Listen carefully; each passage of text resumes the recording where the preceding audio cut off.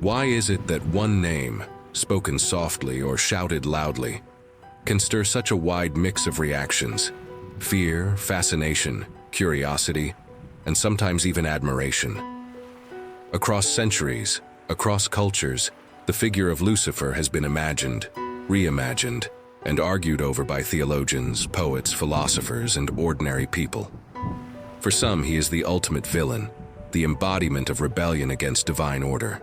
For others, he is a misunderstood character, wrongly vilified by history, his name repurposed to stand for evil when its original meaning was something entirely different. This duality, light-bringer and destroyer, rebel and tyrant, has given Lucifer a place not only in religious teaching but in art, literature, and even modern entertainment. Yet the more we think we know about him, the more complex the picture becomes.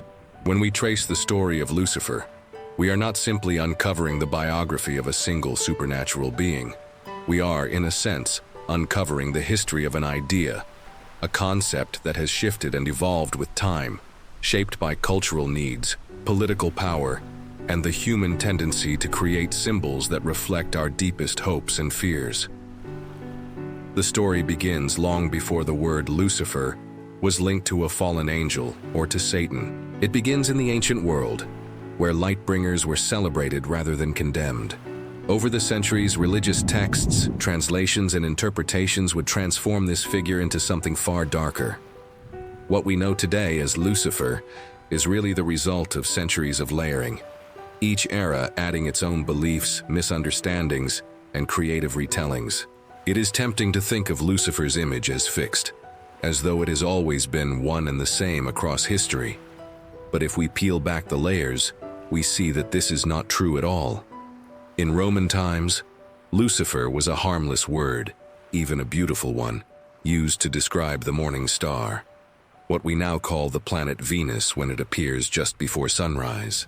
It was associated with light, with the arrival of the day, and with renewal. There was no sense of evil in the term. In fact, in many ancient cultures, the morning star was celebrated as a sign of hope. Only much later, through the influence of certain translations of the Bible and the teachings of the early church, did Lucifer become tied to the Christian devil. That shift is one of the most significant transformations in religious storytelling, and understanding it requires going back to the historical and linguistic roots.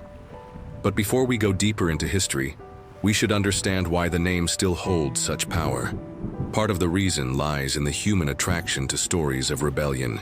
Across cultures, there is a fascination with figures who challenge authority, who refuse to bow even when faced with overwhelming power.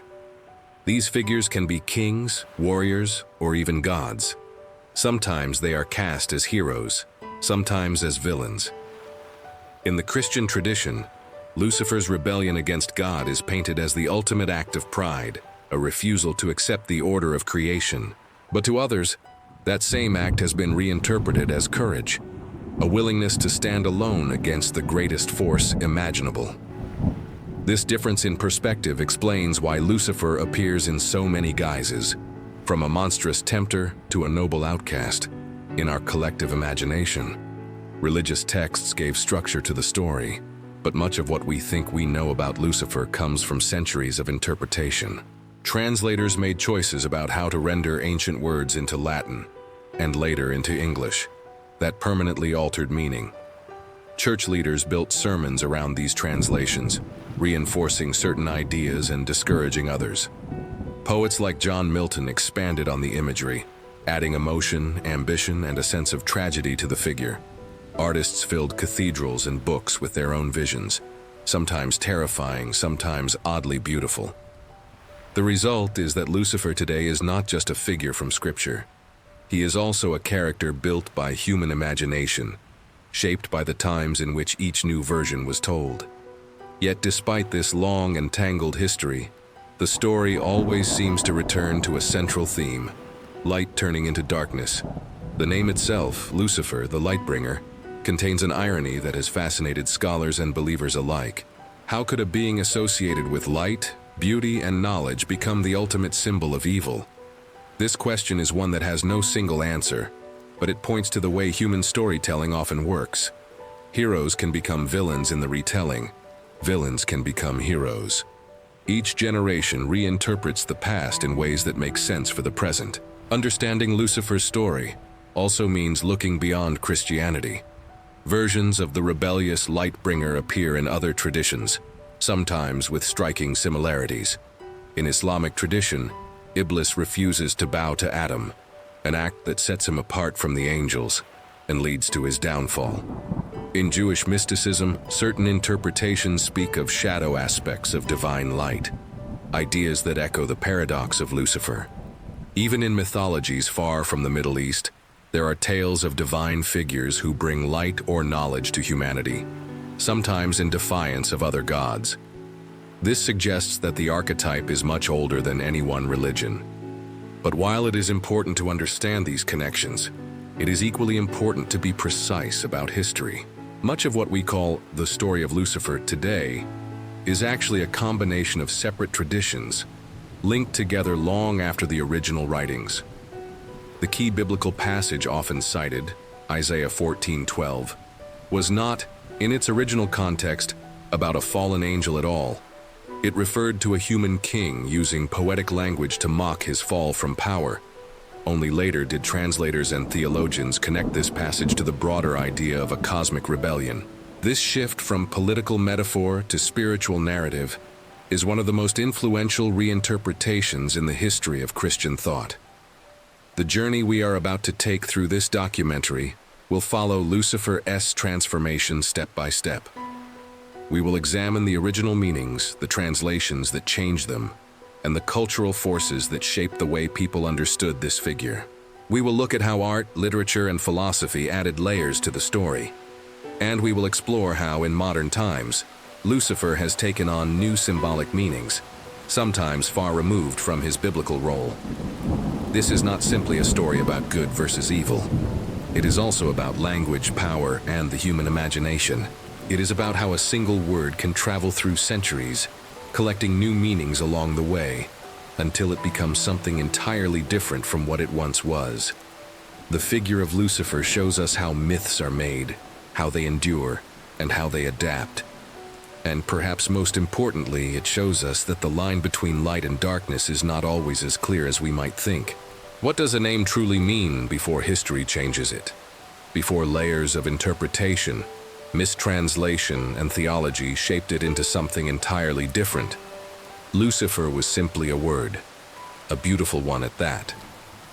To the people of the ancient world, it carried no sinister undertones, no association with devils or hell.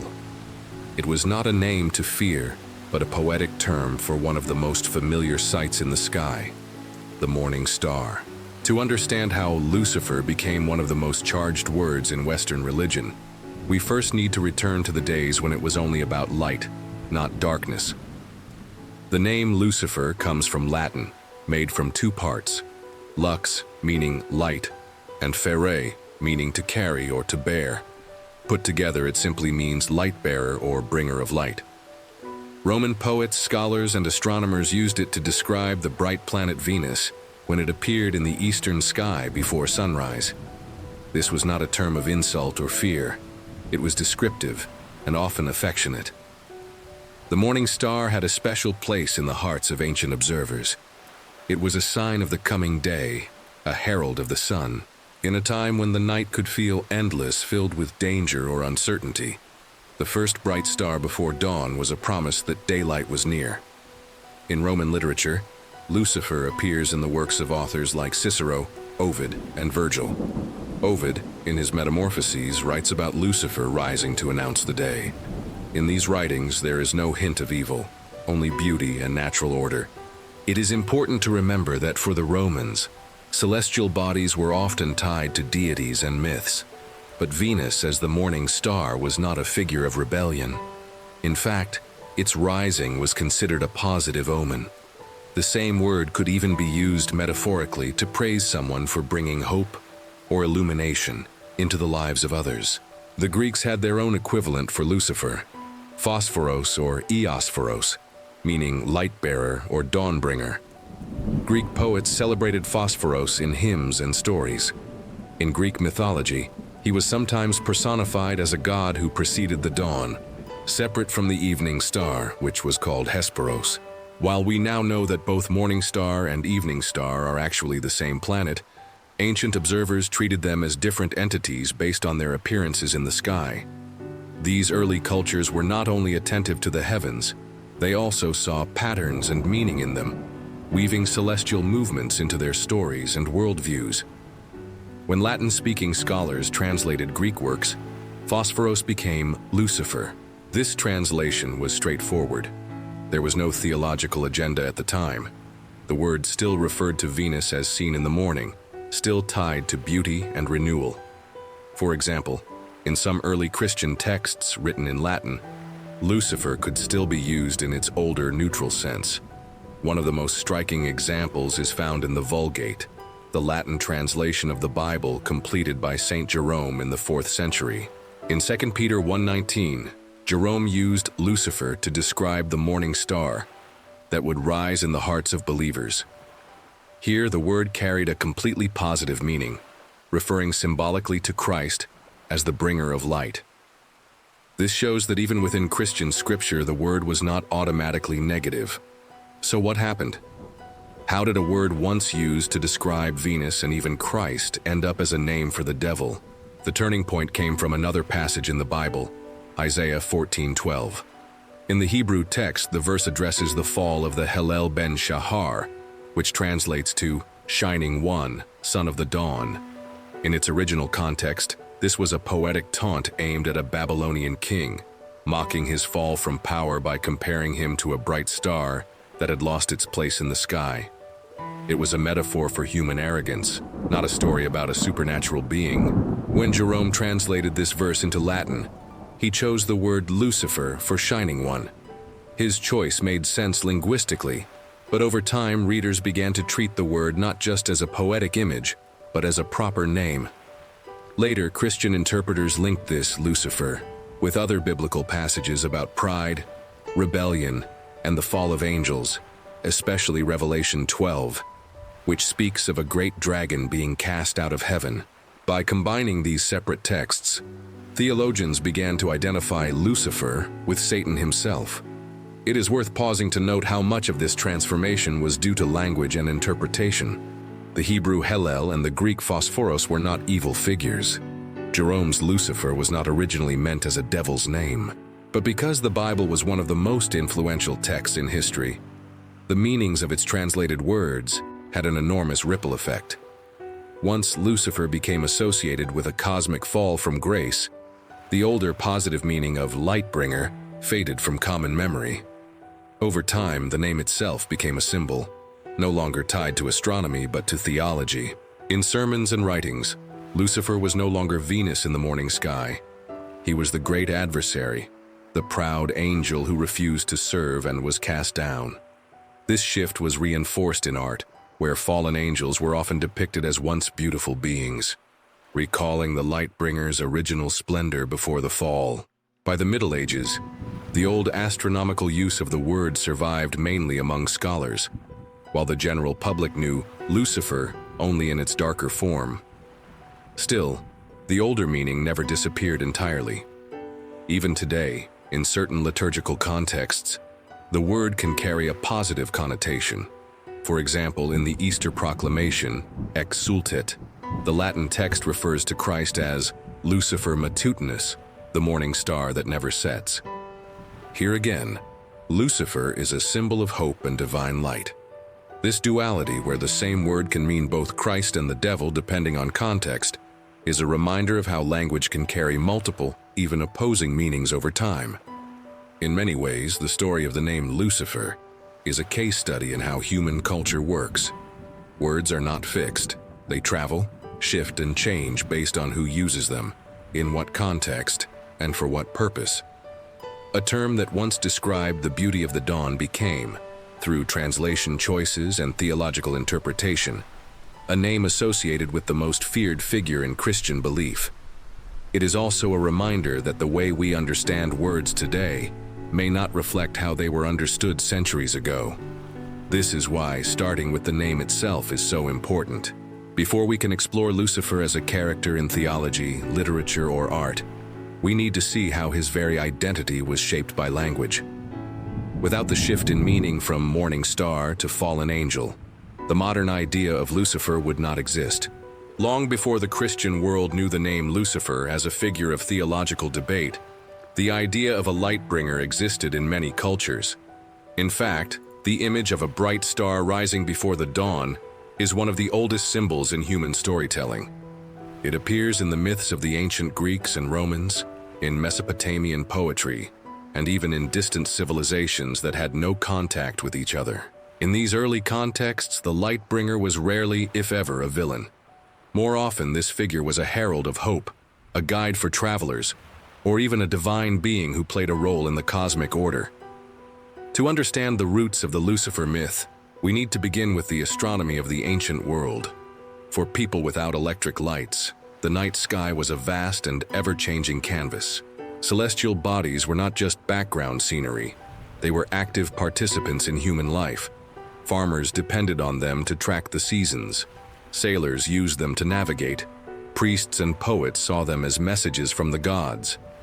Among these bodies, the planet Venus stood out because of its brightness and its curious movement. It was visible both just before sunrise and just after sunset, leading many cultures to think of it as two different stars, the morning star and the evening star. The Greeks gave each of these appearances a name. The morning star was Phosphoros or Eosphoros, meaning light-bearer or dawn-bringer. The evening star was Hesperos.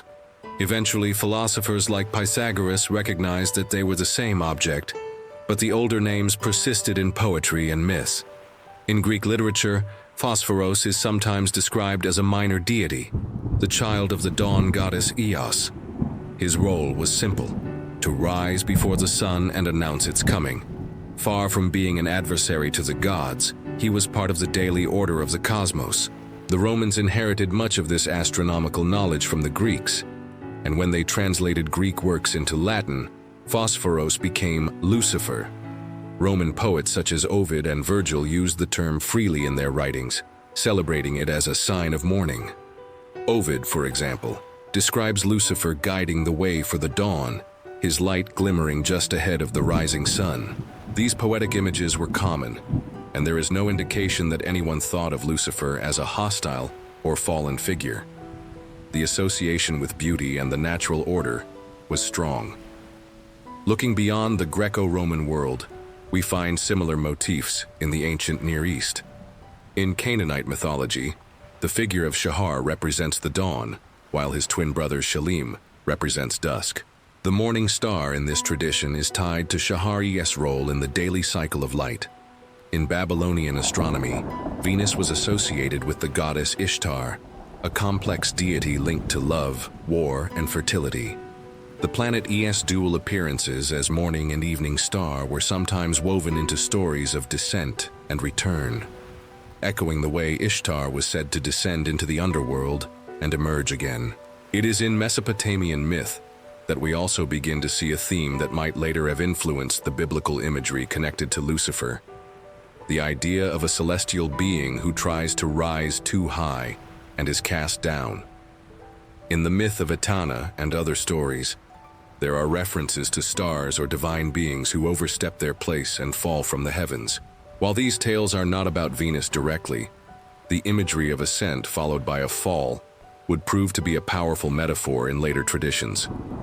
One of the most intriguing connections comes from Ugaritic texts, which were discovered in the 20th century in modern-day Syria. In these writings, there is a story of a god named Hillel ben Shahar, the Shining One, son of dawn. This figure attempts to ascend the mountain of the gods, but is cast down to the earth. The parallels to the verse in Isaiah 14:12 are striking, and scholars believe that the biblical passage may have drawn on this older Canaanite imagery as a way to mock the king of Babylon. In its original form, however, the Shining One was not the embodiment of evil, but a mythological character whose story reflected the dangers of overreaching ambition. Far from being unique to the Near East, the morning star as a symbolic figure appears across the globe. In some Native American traditions, the morning star was a spirit or deity who guided the people. certain Polynesian myths, it was associated with navigation and safe voyages. The ancient Maya and Aztec civilizations tracked Venus with extraordinary precision, timing rituals and events to its movements. In their cultures, Venus could be an omen of war or a signal of renewal, depending on the context. The important point is that across these different societies, the morning star was recognized as something special, bright, beautiful, and different from the rest of the night sky. The qualities we now think of as belonging to Lucifer, light-bringing, heralding a new day, were universal symbols long before Christianity emerged. And while some myths portrayed the morning star as proud or ambitious, the idea of such a figure being wholly evil was rare. When Christianity began to spread in the Roman world, it inherited this long tradition of viewing the morning star as a meaningful symbol. In the early centuries, Christians could still use the word Lucifer in its original positive sense. In fact, some early bishops and saints even bore the name. For example, Saint Lucifer of Cagliari was a 4th century bishop known for his strong defense of the Nicene Creed. His name did not cause scandal at the time because it still carried its older meaning of light-bringer. It was only through a specific chain of interpretation, linking Isaiah A.S. Shining One to Christian ideas about the fall of Satan, that Lucifer began to shift toward its darker meaning. But understanding its pre-Christian contexts reminds us that this was not inevitable. The word and the symbol could have remained purely positive, as it did in many other cultures. This broader perspective also helps explain why Lucifer's image remains so complicated even today. The pre-Christian Lightbringer was not simply a villain, and traces of this older, more neutral, or even noble character still surface in literature and art. In modern retellings, whether in novels, films, or philosophical works, Lucifer often retains some of that ancient allure, the beauty of the morning star, the association with enlightenment, and the role of heralding something new. When people today hear the name Lucifer in connection with the Bible, their thoughts almost always go to a single verse, Isaiah 14:12. This is the passage most often cited as the biblical foundation for the story of a proud angel cast down from heaven.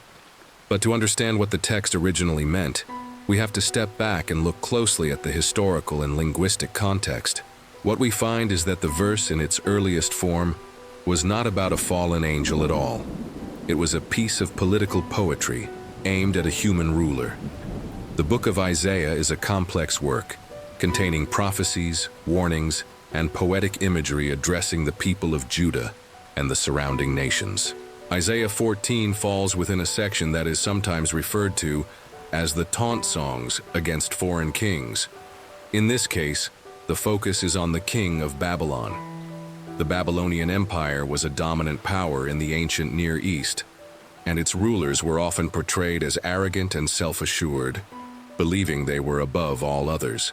The author of Isaiah uses rich poetic language to mock the downfall of such a king, painting a vivid picture of his humiliation.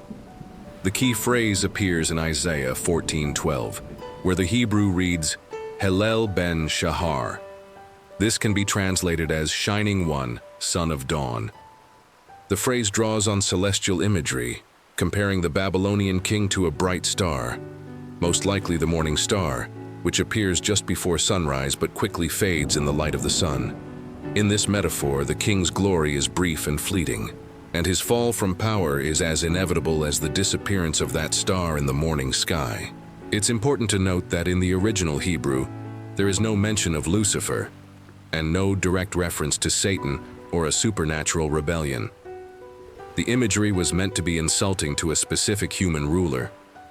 It would have been understood by the original audience as a sharp piece of political commentary, drawing on familiar natural phenomena to illustrate arrogance followed by humiliation. The shift toward a very different interpretation began when the Hebrew Bible was translated into Greek in the 3rd or 2nd century BCE. In the Greek Septuagint, the phrase Hallel ben Shahar was rendered as Heosphoros, meaning bringer of dawn or morning star. This was a straightforward translation, consistent with the way Greek speakers described Venus in the morning sky. Again, at this point, The term still carried no association with an evil spiritual being. The next major step came in the 4th century CE, when Saint Jerome translated the Bible into Latin, producing the Vulgate. Here, Jerome chose the word Lucifer to translate Heosphoros.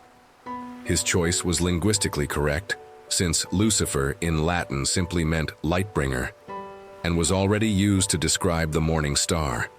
But because Latin was the dominant language of the Western Church for centuries, Jerome's translation would have a lasting impact. Over time, readers began to treat Lucifer in Isaiah 14:12 as more than just a metaphorical description. Church leaders, theologians, and commentators started linking the verse to other biblical passages about pride, rebellion, and the fall of heavenly beings. One of the most significant connections was made to Luke 10:18, where Jesus says, "I saw Satan fall like lightning from heaven." Another was Revelation 12, which describes a great dragon being cast down along with his angels. By combining these texts, the figure in Isaiah was reinterpreted as a spiritual being who had once been glorious, but was now doomed. This merging of separate ideas, Isaiah's taunt against a human king, Luke's statement about Satan, and Revelation's vision of a heavenly battle, created the foundation for the Christian image of Lucifer as a proud angel who tried to usurp God's throne and was cast down. By the Middle Ages, this interpretation was firmly established in Western Christianity. Lucifer was no longer thought of as just a poetic name for the morning star. It was the personal name of the devil before his fall. It's worth noting that not all Christian traditions adopted this interpretation in the same way. In the Eastern Orthodox Church, for example, the connection between Isaiah 14 and a pre-human fall of Satan has been less emphasized. In Jewish tradition, the verse remains focused on the Babylonian king without the later Christian layers of meaning. This shows how much the Lucifer as fallen angel reading depends on specific theological choices rather than being an obvious conclusion from the text itself. The irony is that even within the Bible itself, the word Lucifer can be used positively. In 2 Peter 1:19, the Latin Vulgate refers to Christ as the Lucifer rising in the hearts of believers. In the book of Revelation 22:16, Jesus calls himself the bright morning star. These passages demonstrate that the metaphor of the morning star could be applied to very different figures depending on the context. The negative association with Lucifer developed not because of the word itself, but because of how Isaiah 14:12 was connected to the idea of Satan's rebellion. Understanding the original meaning of Isaiah 14:12 helps us see how flexible and changeable biblical interpretation can be. The text began as a critique of human arrogance, rooted in a specific historical situation. Over centuries, through translation and theological reflection, it became part of a grand cosmic drama.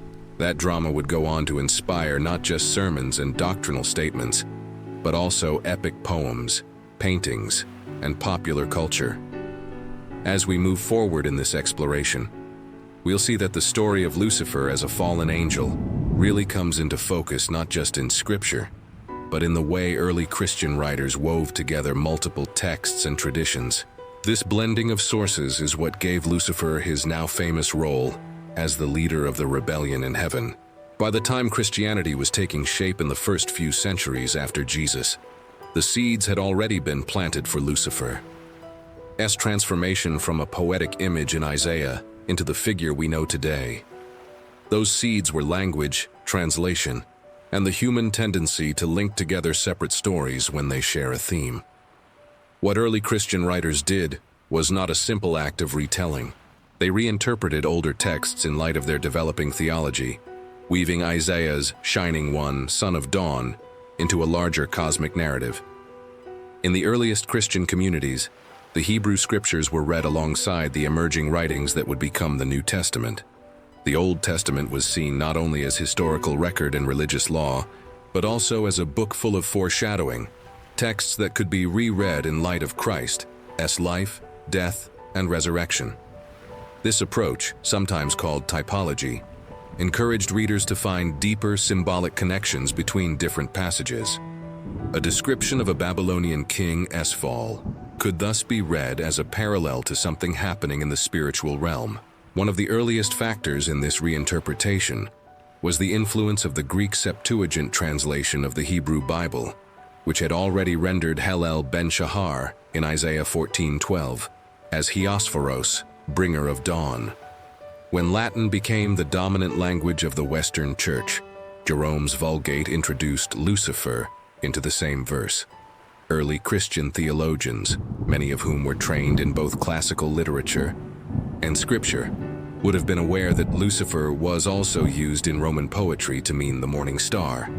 The literary resonance of the word, a bright, beautiful light that quickly fades, made it an attractive metaphor for pride and downfall. The merging of Lucifer with Satan was not an immediate or universal move. In the earliest Christian writings, Satan is described in different ways: as a tempter in the wilderness, as the accuser in the heavenly court, as the serpent in Eden, and as the dragon in Revelation. None of these passages directly mention the name Lucifer. But over time, theologians began to treat these descriptions as referring to a single, consistent figure, a powerful spiritual being opposed to God. This process of harmonizing the biblical references created space for Isaiah's Lucifer to be identified as Satan before his rebellion. Origen of Alexandria, a 3rd century theologian, was among the first to suggest that some angels had fallen from their original state by misusing their free will. While Origen did not always explicitly link this to Isaiah 14, his ideas laid the groundwork for later interpretations in which Lucifer's fall became the archetype of angelic rebellion. Similarly, Tertullian, writing in North Africa in the late 2nd and early 3rd centuries, connected pride with the devil's origin story, a theme that would become central in the centuries to come. By the 4th and 5th centuries, figures like Augustine of Hippo were making more explicit connections. Augustine, in The City of God, interpreted Luke 10:18. "I saw Satan fall like lightning from heaven," as a reference to the devil's original fall from grace. The imagery of lightning and a star falling from the sky resonated naturally with the morning star metaphor in Isaiah. Even if the original Hebrew was about a human king, the combination of verses suggested to Augustine and others that there was a deeper spiritual reality being hinted at. This linking of texts was also influenced by the broader cultural environment. The Greco-Roman world was already full of myths about gods or semi-divine beings who challenged higher powers and were punished for their arrogance. The Titans in Greek mythology, Prometheus stealing fire from the gods, or Phaethon attempting to drive the chariot of the sun. These stories provided a familiar framework for Christians trying to explain how evil could exist if God created all things good. Lucifer's story, as it came to be told, fit perfectly into this pattern. A powerful, beautiful being attempts to rise above his station, fails, and is cast down. As the Western Church solidified its teachings, the Lucifer as Satan interpretation became part of standard Christian thought. It was reinforced in liturgical preaching, in theological treatises, and in the writings of influential church fathers. The name Lucifer was no longer heard as neutral. It had become shorthand for the devil's original identity. This transformation also meant that the older, positive uses of the word in scripture and Christian poetry were increasingly overshadowed by the negative meaning. Interestingly, not every early Christian use of Lucifer was negative even at this stage. In the 4th century, there was still a bishop named Lucifer of Cagliari, remembered as a staunch defender of the Nicene Creed. His name was not considered scandalous at the time because in certain contexts, Lucifer still meant light bringer in the most literal, astronomical sense. But as the association with Satan grew stronger in theology and popular teaching, the name eventually became one that no parent in the Christian world would give to a child. The development of this reinterpretation also coincided with an increased interest in angelology, the study of angels, in Christian thought.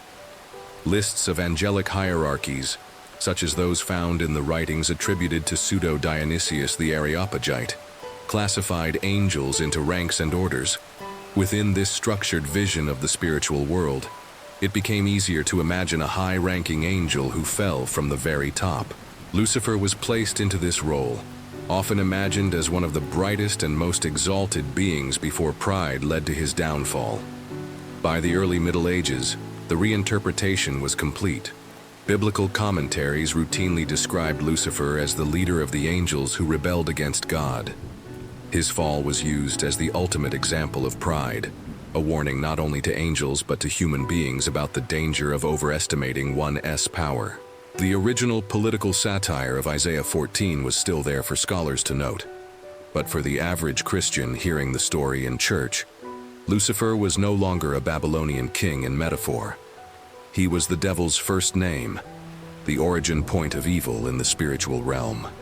This early Christian reinterpretation set the stage for centuries of theological development, but it also opened the door for artists and poets to expand the story in ways that Scripture itself never did. The biblical text offers only a few brief glimpses of Satan's origin, but the church's reading of Isaiah 14, combined with other passages, created a fertile ground for imagination. The result was that in later centuries, writers like Dante and Milton could take the character of Lucifer and build entire epics around him, drawing from the framework the early church had already established.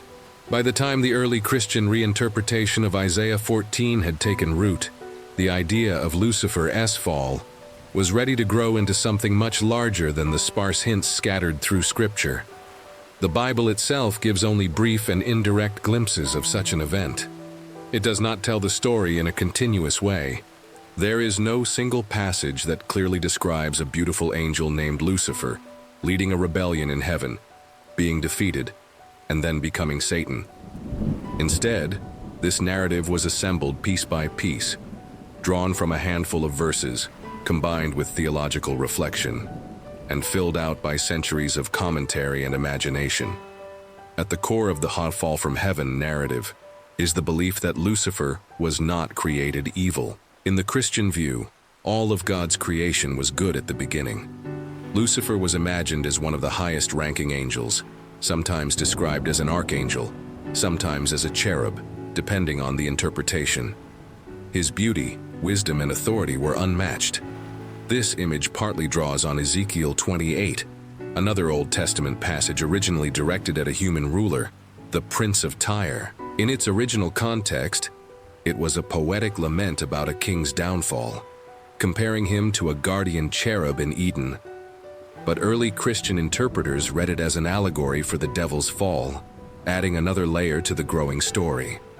The most commonly cited moment in Scripture that seems to describe the fall is found in Luke 10:18, where Jesus says, "I saw Satan fall like lightning from heaven." This is a short and striking image, but it offers no details about when or why it happened. Revelation 12:7-9 is another key passage. It describes a war in heaven in which Michael and his angels fight against the dragon, who is identified as that ancient serpent called the devil or Satan. The dragon and his angels are defeated and cast down to the earth. While the imagery is dramatic, the text itself is focused on a vision of spiritual conflict tied to the coming of Christ, not necessarily a pre-human rebellion. Yet these verses, Isaiah 14, Ezekiel 28, Luke 10, and Revelation 12, were brought together by early Christian thinkers into a single sequence. Lucifer, the most radiant of angels, grows proud. He refuses to accept his place under God's authority, perhaps resenting the plan to create and exalt humanity. In his pride, he rallies a host of other angels to join him in defying God. A battle erupts in heaven. Michael, the archangel of loyalty and order, leads the faithful angels against Lucifer's forces. The rebels are defeated, and Lucifer, once the light-bringer, is cast out of heaven, falling to earth where he becomes the being Christians call Satan. This is the version of the story that most Christians in the medieval period would have heard, not from reading the Bible directly, but through sermons, mystery plays, and religious art. It served an important moral purpose. It was not just about explaining the origin of the devil. It was a warning about pride. If even the highest of angels could fall, so could humans. Theologians like Augustine and later Thomas Aquinas emphasized that pride, or the inordinate desire to be greater than one's place allows, was the first and greatest sin. For Aquinas, Lucifer's sin was trying to be like God in authority, rejecting the order of creation. The fall from heaven also helped answer theological questions about the problem of evil. If God created everything good, where did evil come from? The fall of Lucifer provided a neat explanation. Evil entered the world through the misuse of free will, first among angels and then among humans. This way of thinking tied the fall of Lucifer to the fall of Adam and Eve. The devil's temptation in the Garden of Eden could be seen as a continuation of his rebellion, a way to harm God's creation after losing the heavenly war. The visual imagination of the fall grew alongside the theological version. Artists depicted Lucifer's fall in grand, sweeping scenes. Armies of angels locked in combat, light and darkness clashing in the skies, and radiant figures twisting in mid-air as they plunged toward the earth. These images were not just decorative, they were teaching tools in a largely illiterate society. They made the story immediate, memorable, and emotionally charged. In paintings, Lucifer is often shown in two phases. First as a beautiful angel bathed in light, then as a darkened, monstrous figure after his fall. This visual transformation reinforced the moral lesson. Pride leads to ruin, and glory can be lost in an instant. Despite the certainty with which this narrative was told in later centuries, it is important to remember that much of it comes from interpretation and tradition rather than direct scriptural description. The Bible never says outright that Lucifer was an archangel who led 1/3 of the angels in rebellion. Those details come from a combination of symbolic readings, apocryphal texts, and later theological synthesis. For example, the idea that 1/3 of the angels fell comes from Revelation 12:4, where the dragon's tail sweeps 1/3 of the stars from the sky. In the original vision, stars may be symbolic of angels, but the passage does not name Lucifer or give the sequence of events found in later retellings. What's remarkable is how unified the narrative became despite its patchwork origins. By the medieval period, theologians, poets, and artists were all working from the same general outline. The story of Lucifer's fall became a cultural given, something so familiar that it could be referenced without explanation. It was woven into church liturgy, medieval morality plays, and even political rhetoric. Leaders could warn against Luciferian pride in rivals, knowing the audience would instantly understand the reference. In the centuries to follow, writers would expand this basic framework in new and creative ways. Dante, in his Divine Comedy, placed Lucifer at the very center of hell, not ruling over it but trapped in ice, a frozen monument to wasted glory. Milton, in Paradise Lost, would take the familiar outline and add emotional depth, portraying Lucifer, now often called Satan, as a figure of towering ambition and defiance. These works, while not scripture, would shape popular imagination even more than the biblical passages themselves. The fall from heaven narrative is more than just a theological teaching. It is a story that speaks to universal human themes: the corrupting nature of pride, the consequences of rebellion, the pain of losing what once defined you. Whether taken literally or metaphorically, it offers a way of thinking about the tension between order and freedom, loyalty and ambition, and it sets the stage for the next layers of the Lucifer story, where theology begins to merge with apocryphal writings and mystical traditions, giving us an even richer, though often more complicated portrait of the light-bringer turned adversary.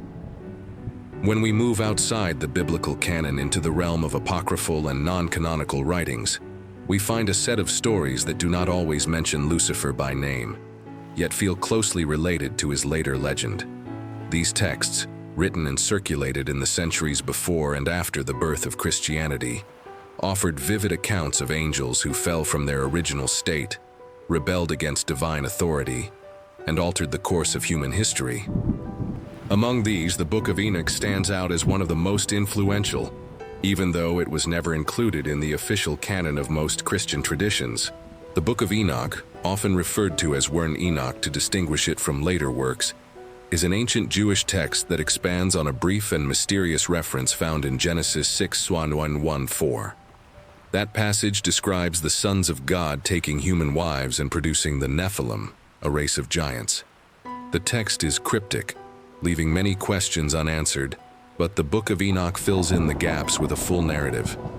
According to Enoch's account, a group of 200 angels, called the Watchers, descended to earth. Led by figures such as Semjaza and Azazel, they broke the divine boundary between heaven and earth, taking human women as partners and teaching humanity forbidden knowledge, things like the use of weapons, cosmetics, and magical practices. The result of this rebellion was chaos. The Nephilim brought violence and bloodshed to the world, and the knowledge given to humanity corrupted the natural order. In the story, God commands the archangels, Michael, Gabriel, Raphael, and Uriel, to act. The Watchers are bound, cast into a deep abyss, and sentenced to await final judgment. The Nephilim, meanwhile, are destroyed by the Great Flood. Although the Book of Enoch does not use the name Lucifer, or explicitly describe the prideful fall of a single angel, the themes are strikingly similar to the later Christian understanding of Lucifer's rebellion. We see heavenly beings overstepping their role, breaking God's command, and suffering permanent exile as a result. The focus on the corruption of humanity through knowledge also parallels the Christian view of the devil as a tempter and deceiver. Early Christians were aware of the Book of Enoch. In fact, the Epistle of Jude in the New Testament quotes directly from it, referring to Enoch's prophecy of judgment on the ungodly. The text was respected in some early communities and is still considered scripture in the Ethiopian Orthodox Church. However, over time, most branches of Christianity excluded it from the canon. Even so, its ideas lived on, influencing how Christians and Jews imagined the nature of angelic rebellion and the origins of evil spirits. Beyond Enoch, other apocryphal writings contributed details that would later be woven into the Lucifer tradition. The Testament of Solomon, for example, includes descriptions of fallen angels and demons bound by divine command, some of whom claim to have once served in heaven. The Apocalypse of Abraham speaks of Azazel, a rebellious figure cast down to the earth, who tempts and accuses humanity. In Jewish tradition, Azazel is sometimes connected with the scapegoat ritual in Leviticus, but in later literature he takes on traits similar to those assigned to Satan. In the Life of Adam and Eve, another Jewish text with various Greek and Latin versions, we find a story that echoes the pride motif central to Lucifer's fall. Here, after God creates Adam, he commands the angels to bow before him. All obey except one, often named Satan or Samael, who refuses on the grounds that Adam is made of clay while he himself was made of fire. This refusal leads to his expulsion from heaven. Although this text was not part of the Bible, it circulated widely and was well known in both Jewish and Christian circles. It gave a personal motivation to the devil's rebellion, resentment toward humanity, and the refusal to accept God's plan for them. These apocryphal accounts enriched the imagination of later theologians and artists. They offered concrete scenes and character motives that the biblical text left unexplained. Over time, details from these stories merged with the interpretation of Isaiah 14, Ezekiel 28, and Revelation 12, giving a fuller, if not strictly biblical, narrative of Lucifer's fall. One reason the Book of Enoch and similar writings resonated so strongly is that they framed the rebellion in cosmic terms. It was not just about disobedience, it was about the disruption of the order of creation. Angels were meant to remain in their heavenly sphere, mediating between God and the world, not descending to take power for themselves or corrupt humanity. When they crossed that line, the consequences were permanent. This matched perfectly with the developing Christian image of Lucifer as someone who had everything: beauty, power, wisdom, but wanted more. The Watchers of Enoch were punished by being chained in a deep pit, a detail that found its way into the New Testament, in 2 Peter 2:4 and Jude 6, which speak of angels who sinned being bound in gloomy darkness until judgment. This imagery also influenced later depictions of hell as a prison for rebel angels, with Lucifer as their leader. The connection was not direct. Lucifer and the Watchers remained distinct figures in some traditions, but the thematic overlap was strong enough that the stories began to blur together in popular imagination. Even the numbers from apocryphal literature left their mark. Enoch's 200 angels became, in later Christian thought, the third of the stars, swept from heaven in Revelation 12. The Book of Enoch, its emphasis on forbidden knowledge, paralleled the temptation in Eden, reinforcing the idea that the devil's role was to lure humanity away from obedience to God. Over time, the rebel leader in these various traditions, whether called Semjaza, Azazel, or Satan, was folded into the identity of Lucifer, creating a single unified adversary figure.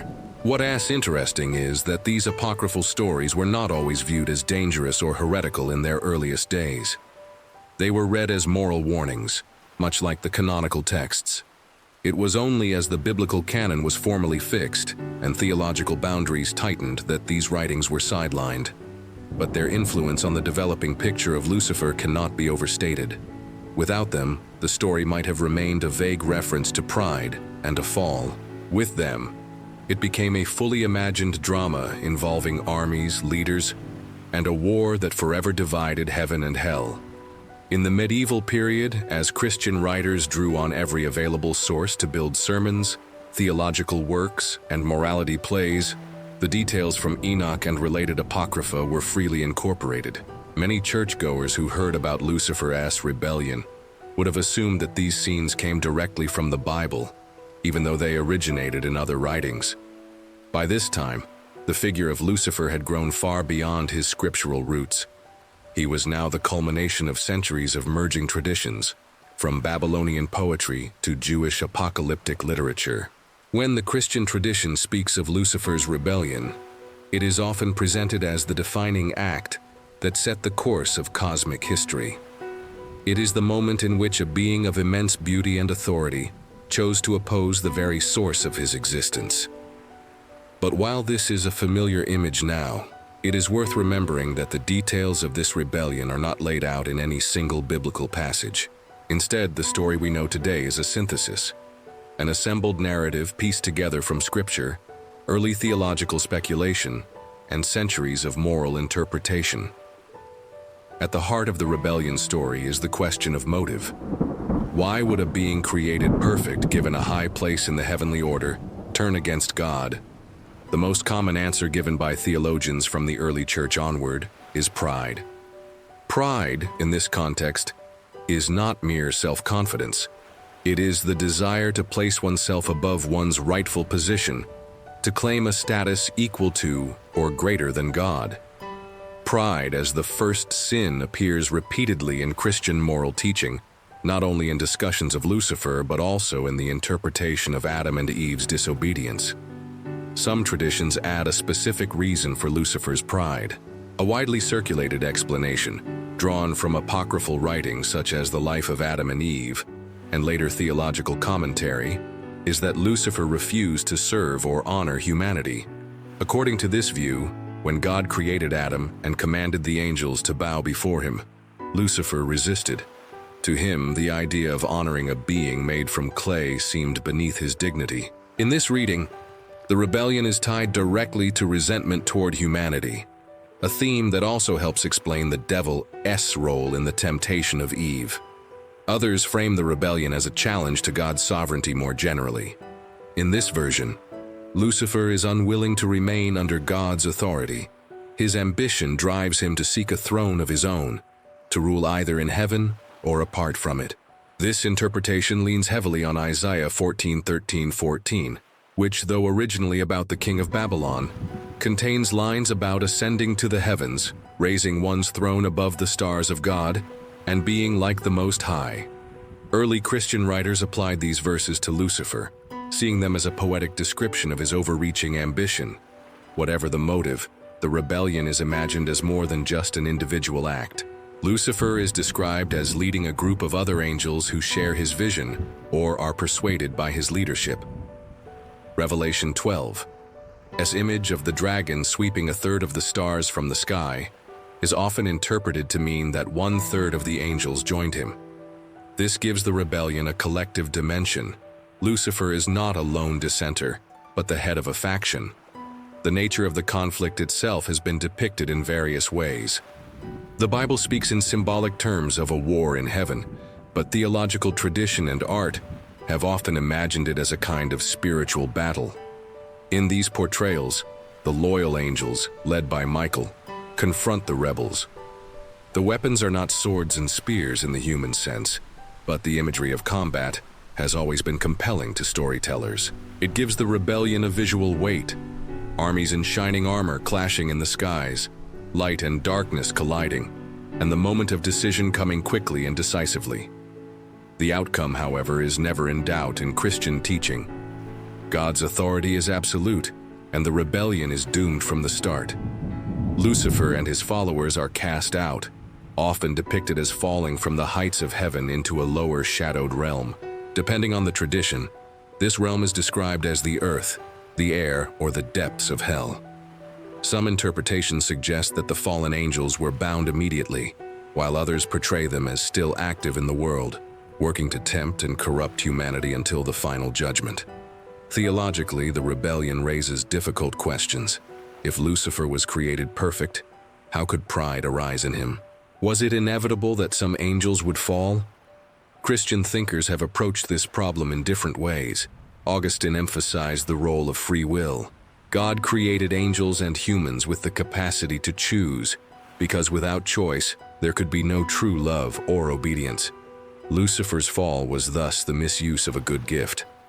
Thomas Aquinas took a similar view, arguing that angels, though created in grace, still had to choose to accept or reject God's ultimate purpose for them. In his reading, Lucifer's rejection was immediate and irrevocable. The rebellion also functions as a moral mirror for human behavior. The Church Fathers regularly drew parallels between Lucifer's pride and human arrogance. Just as he lost his place through self-exaltation, so too could individuals lose their spiritual standing by seeking their own glory above God's will.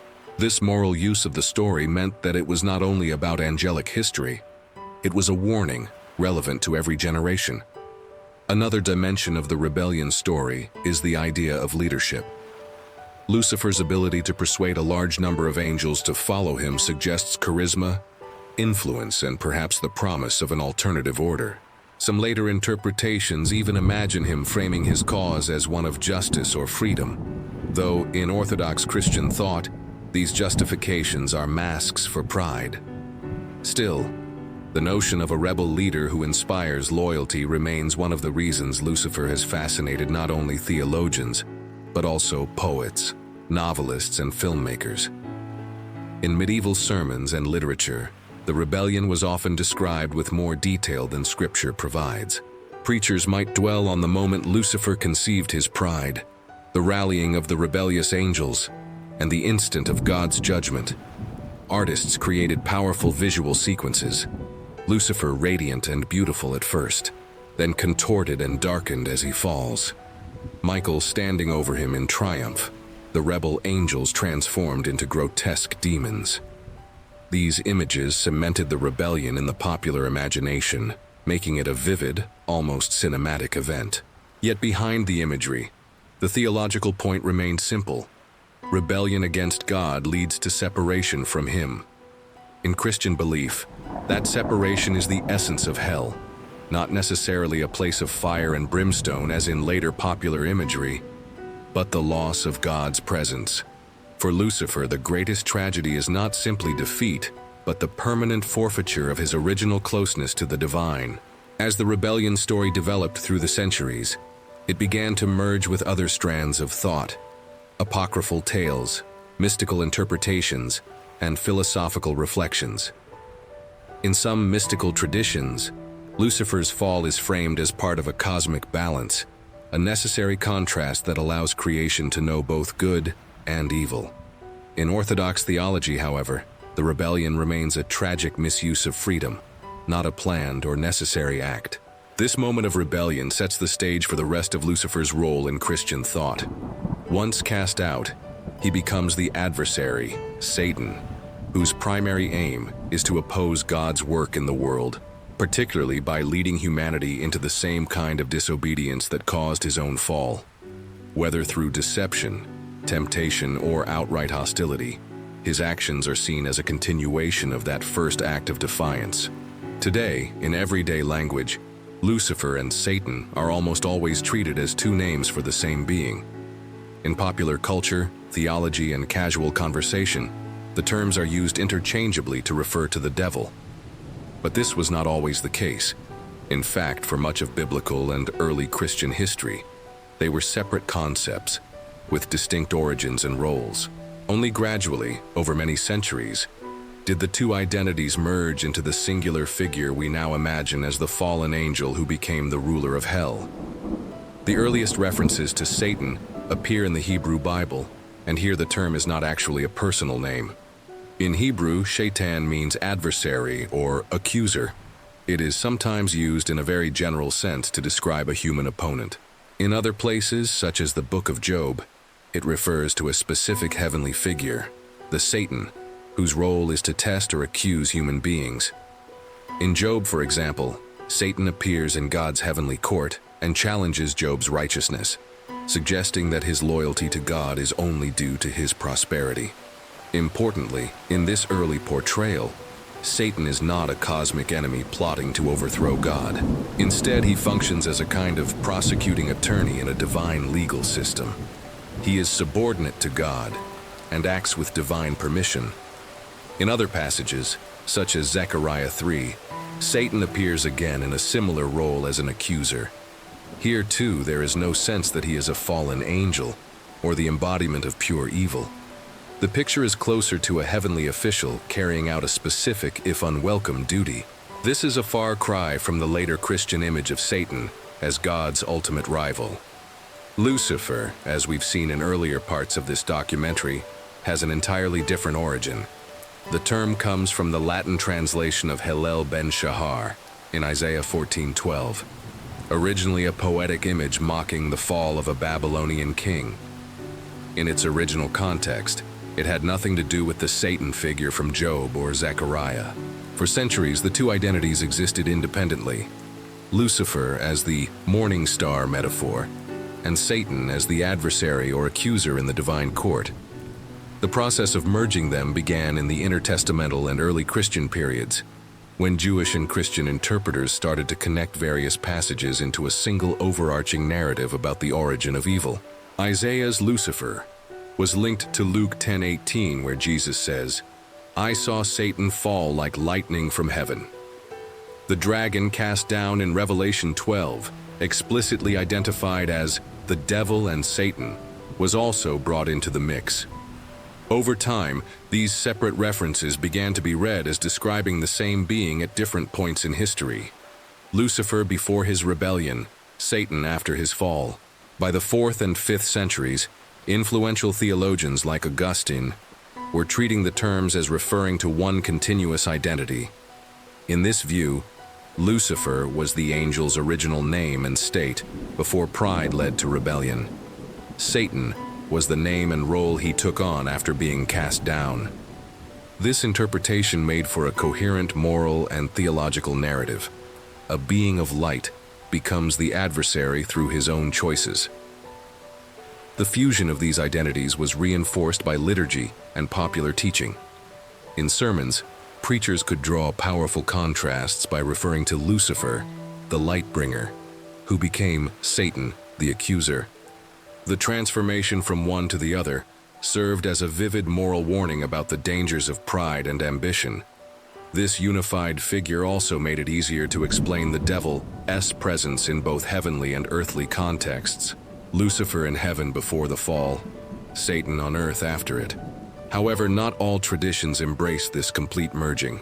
In Eastern Orthodox theology, for example, there has often been more hesitation to identify Isaiah's Lucifer with Satan, with some scholars maintaining the original historical context of the passage. In certain strands of Jewish thought, Satan remains primarily a role or function, not a proper name, and is not equated with the rebellious angel imagery at all. In the West, though, the fusion became standard. By the medieval period, Lucifer was rarely used in its original astronomical sense, and almost always referred to the devil's pre-fall identity. The name Satan dominated in discussions of the tempter in Eden, the accuser in the book of Job, and the enemy of Christ in the New Testament. But the idea that these were simply different phases of the same being's existence was taken for granted. This merging also had significant influence on art and literature. Artists could depict a single character with two distinct visual forms, radiant and angelic before the fall, dark and monstrous afterward, without having to explain they were drawing from different sources. Poets like Milton could tell a complete, emotionally satisfying story of a tragic transformation from Lucifer to Satan, giving the devil a backstory that connected his rebellion in heaven with his role as tempter and deceiver on earth. Yet from a historical perspective, this fusion is more a product of interpretation than of explicit biblical teaching. The scriptures themselves never state outright that Lucifer and Satan are the same being.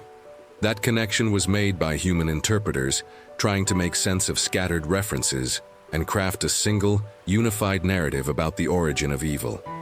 The conflation of Lucifer and Satan also affected theological debates about the devil's nature and capabilities. If Satan was once the highest of angels, then his fall represented not only moral corruption, but also the loss of immense privileges and powers.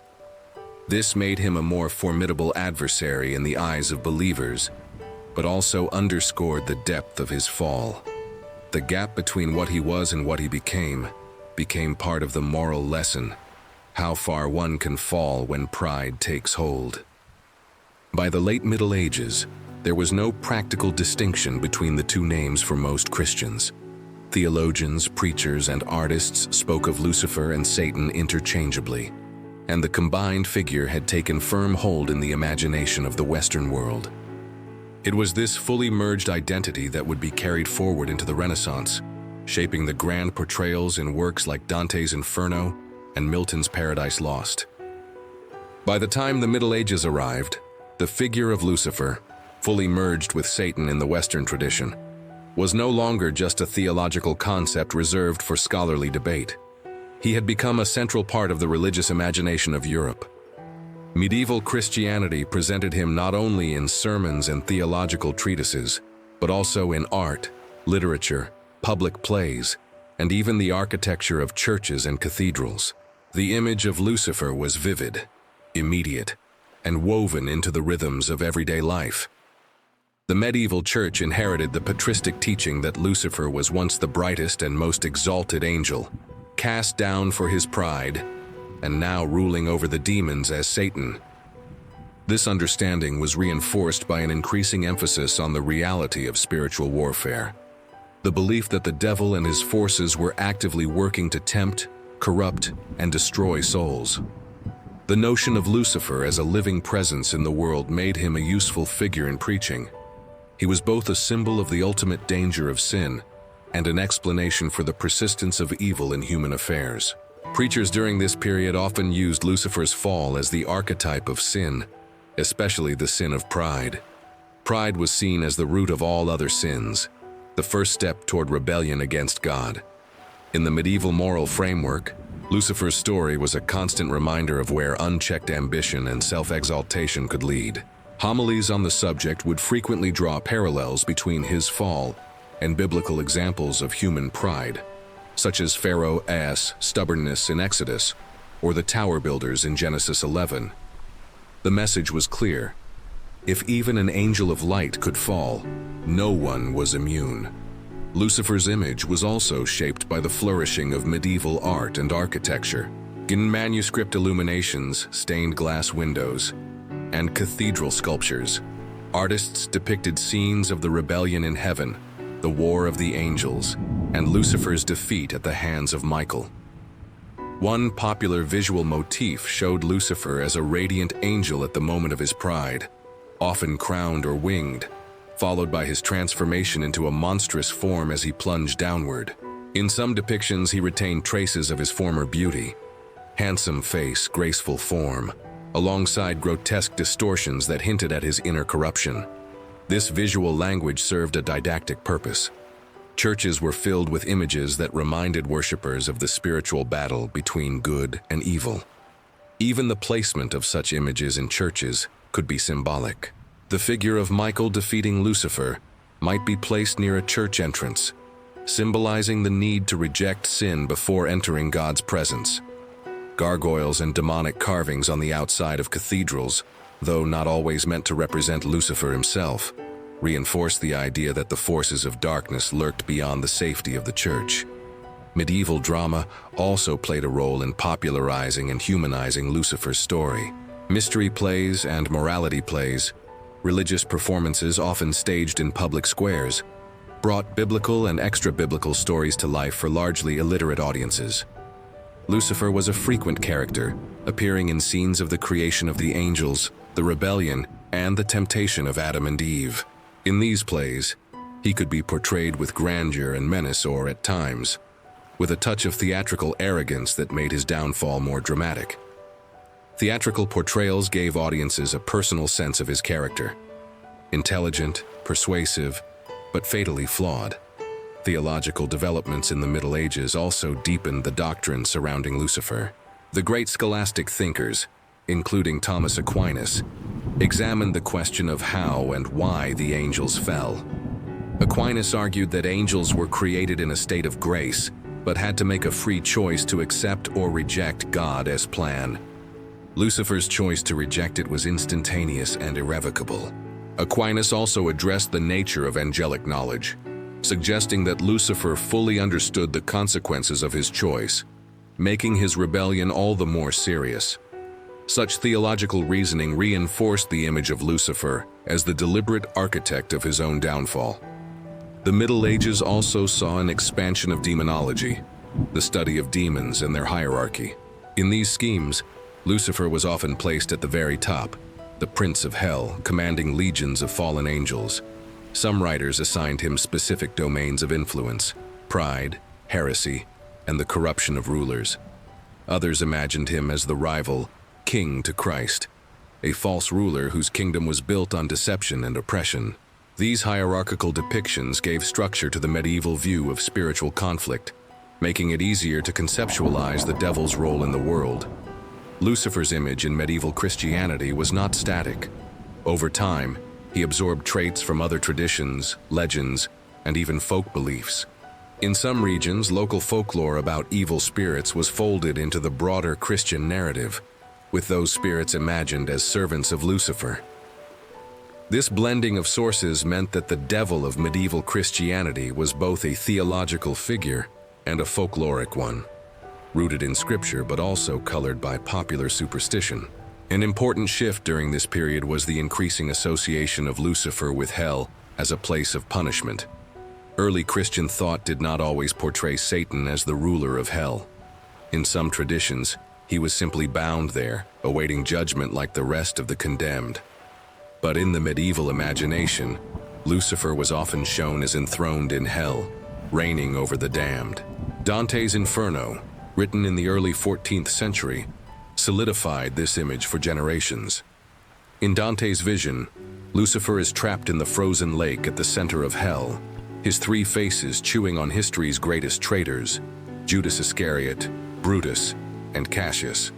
This portrayal combined theological tradition with poetic invention, making Lucifer at once majestic, terrifying, and pitiable. By the end of the Middle Ages, Lucifer's presence in Christian thought was firmly established across every medium: sermons, art, drama, and devotional writing. He was no longer a distant, abstract figure from obscure biblical passages. He was a constant reference point in the moral and spiritual life of the faithful. His story was both a cosmic warning and a personal one, reminding every believer that pride and disobedience could lead to ruin. In Islam, the figure most comparable to the Christian Lucifer is Iblis. While the two are not identical in every detail, their stories share striking thematic similarities. A being of great standing refuses a divine command, falls from favor, and becomes the tempter of humanity. Yet the differences are equally important, as they reveal how the Quran and Islamic tradition frame the concepts of rebellion, pride, and the nature of evil. Iblis first appears in the Quran in the story of Adam's creation.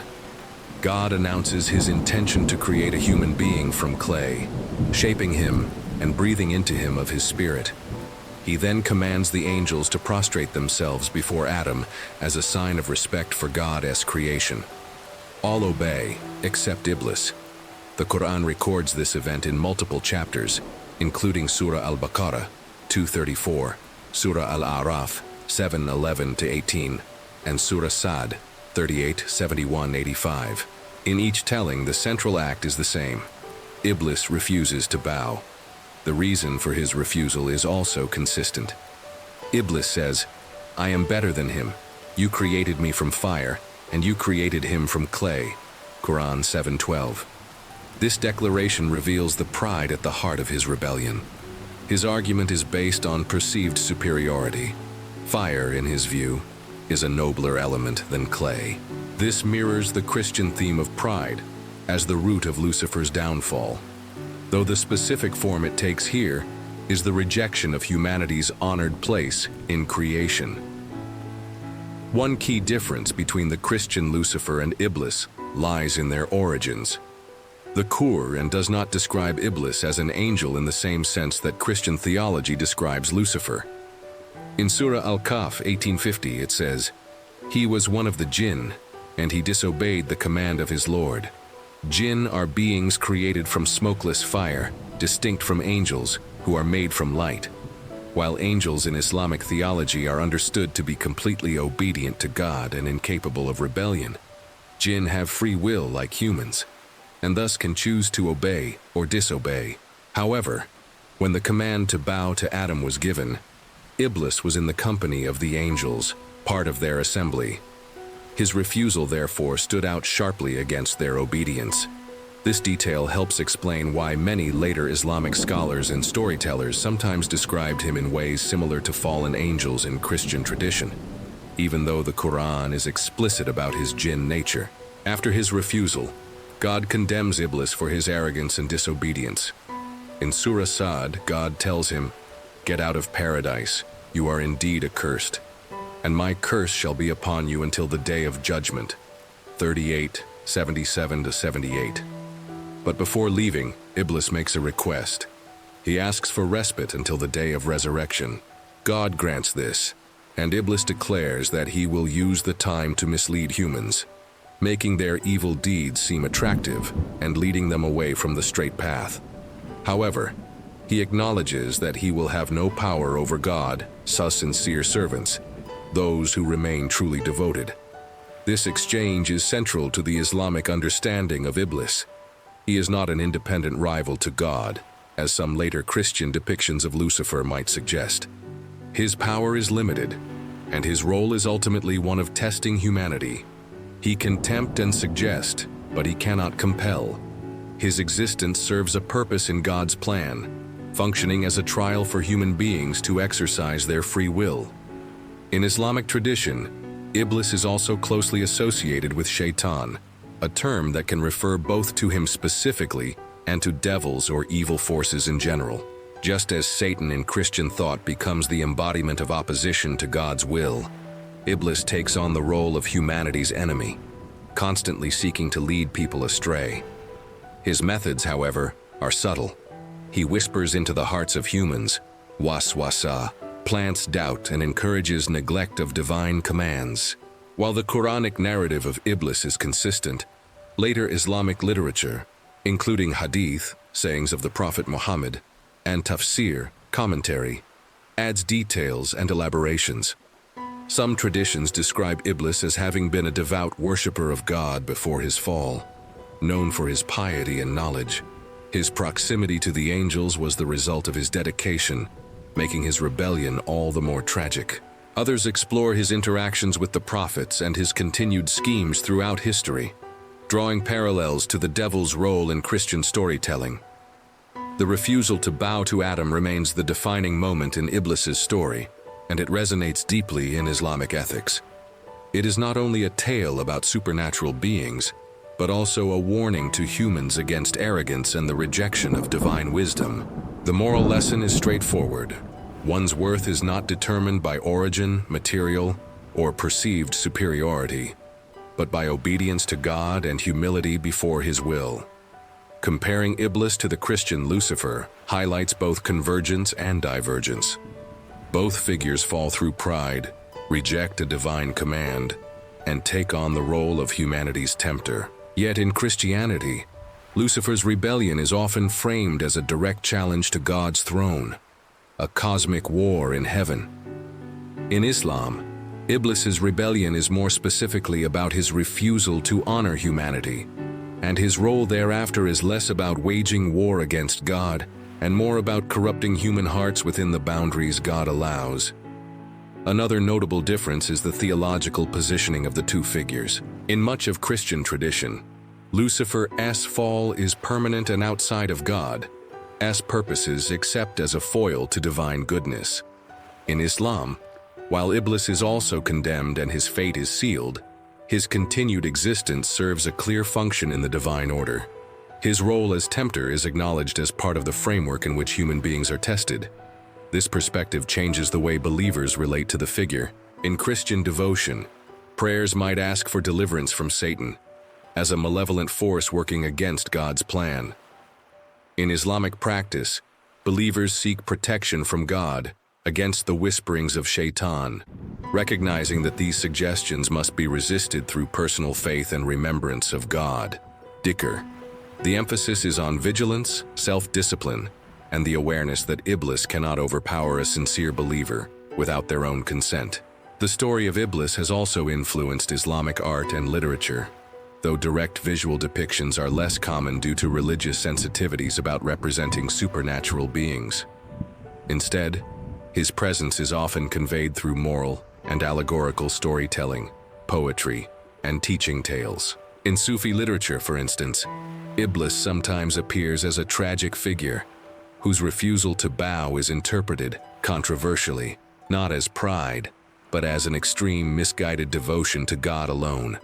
Such interpretations are rare and not part of mainstream belief, but they show the enduring fascination with the character. In Jewish mysticism, particularly in the tradition of Kabbalah, the figure of Lucifer does not appear as he does in Christian theology. There is no single fallen angel named Lucifer who serves as the devil.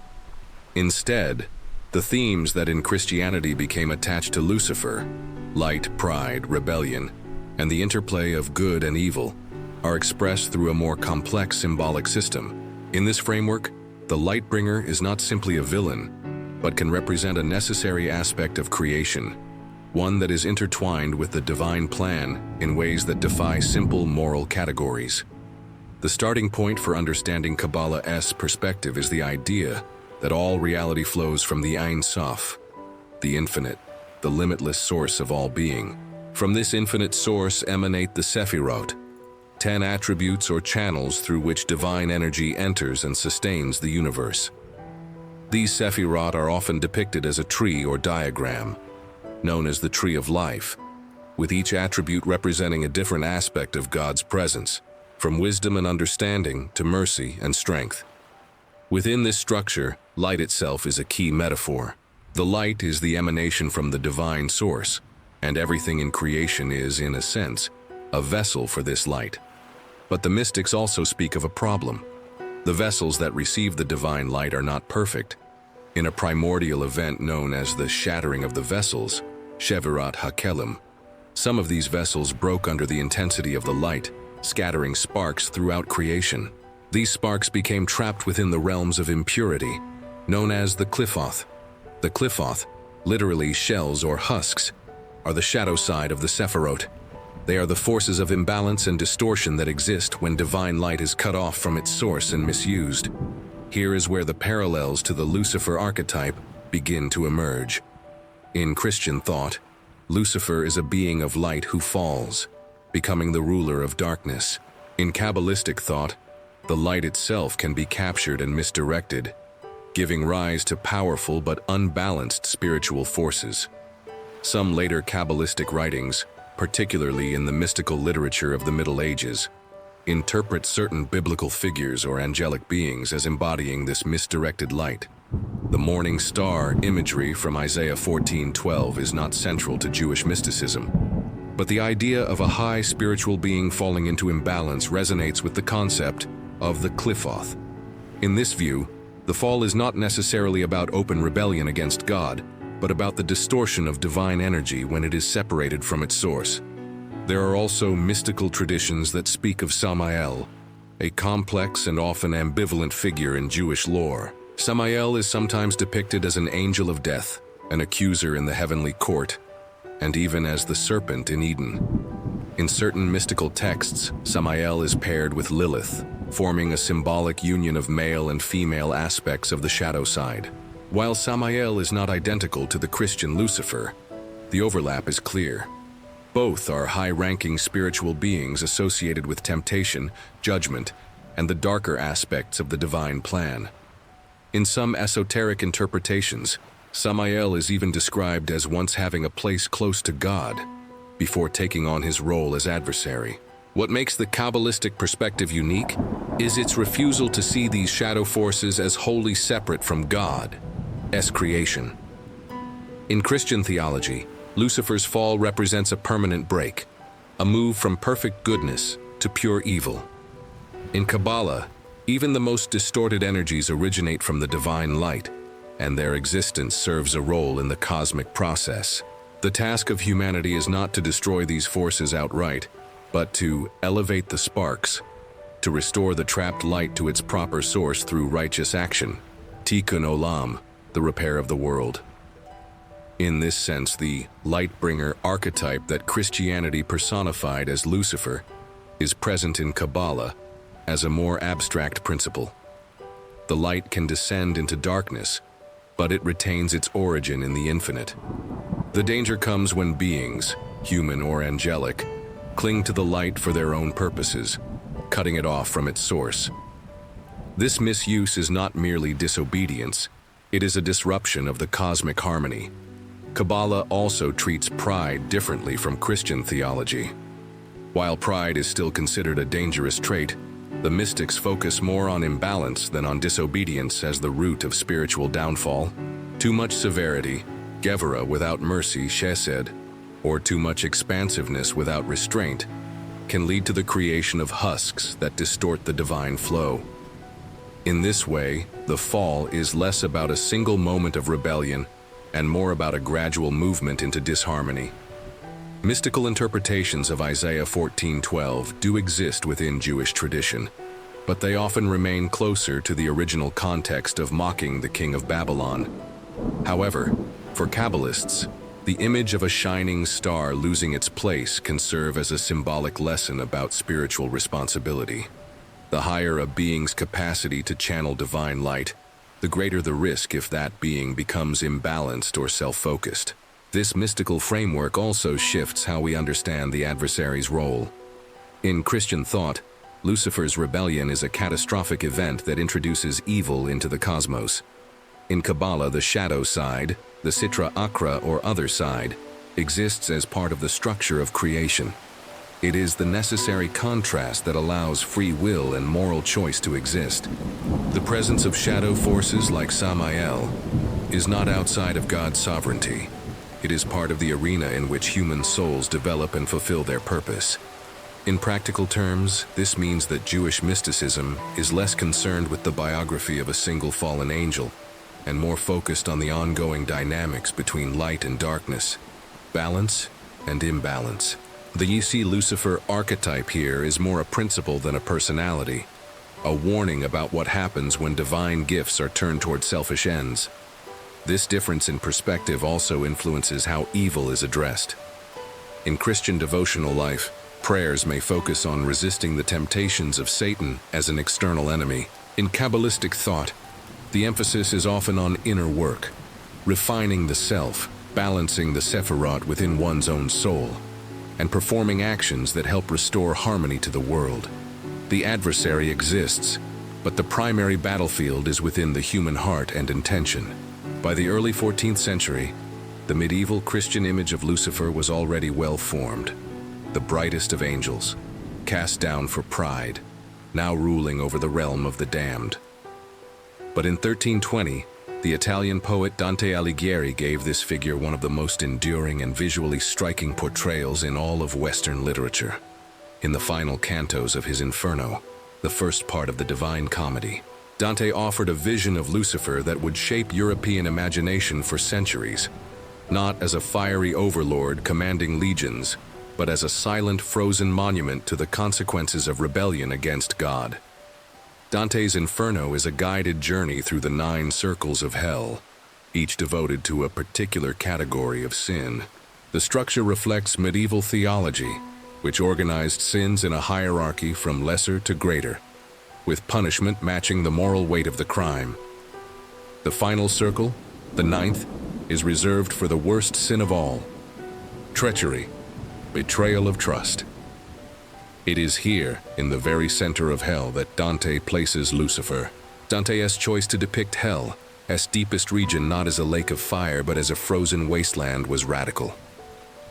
The 9th circle is called Cocytus, a vast frozen lake formed by the tears of Lucifer himself.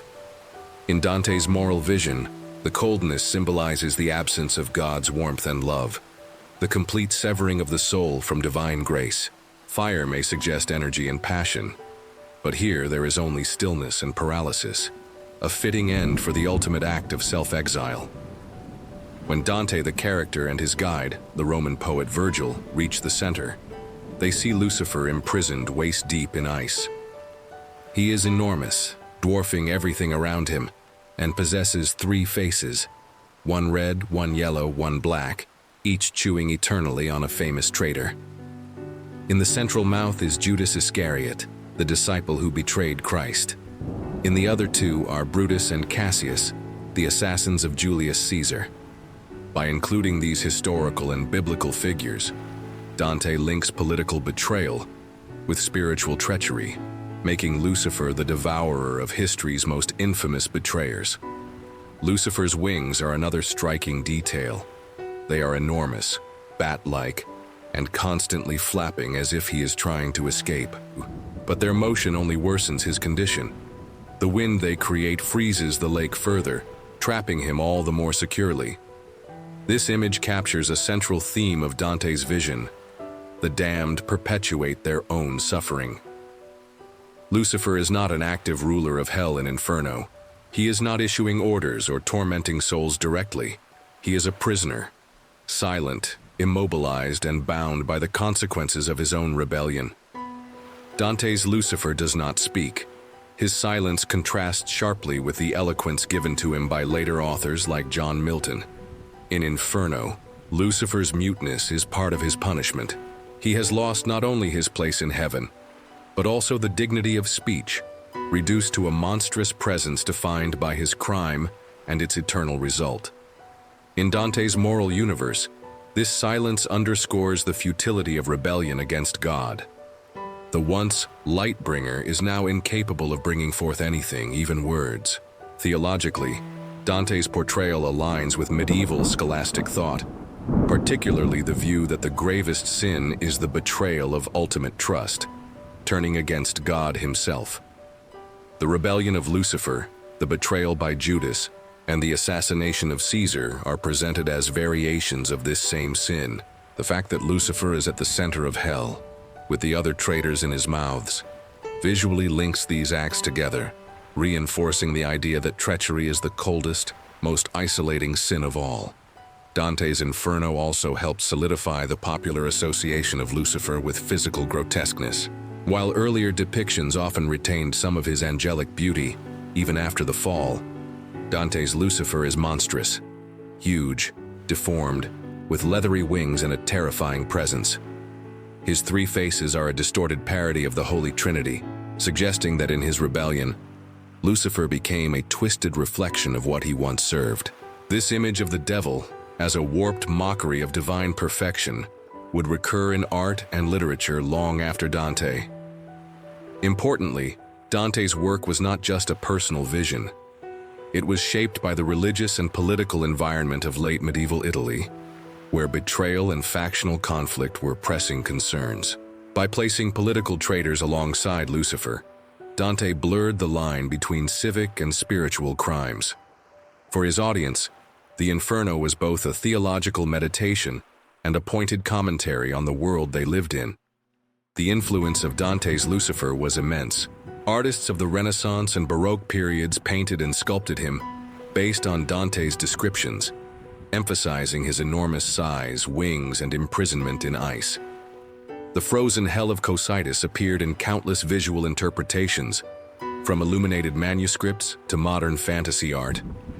The notion that the worst fate is not active torment but eternal, powerless isolation owes much to Dante's imagination. Dante also helped fix in the European mind the idea that Lucifer's rebellion was the ultimate example of misused greatness.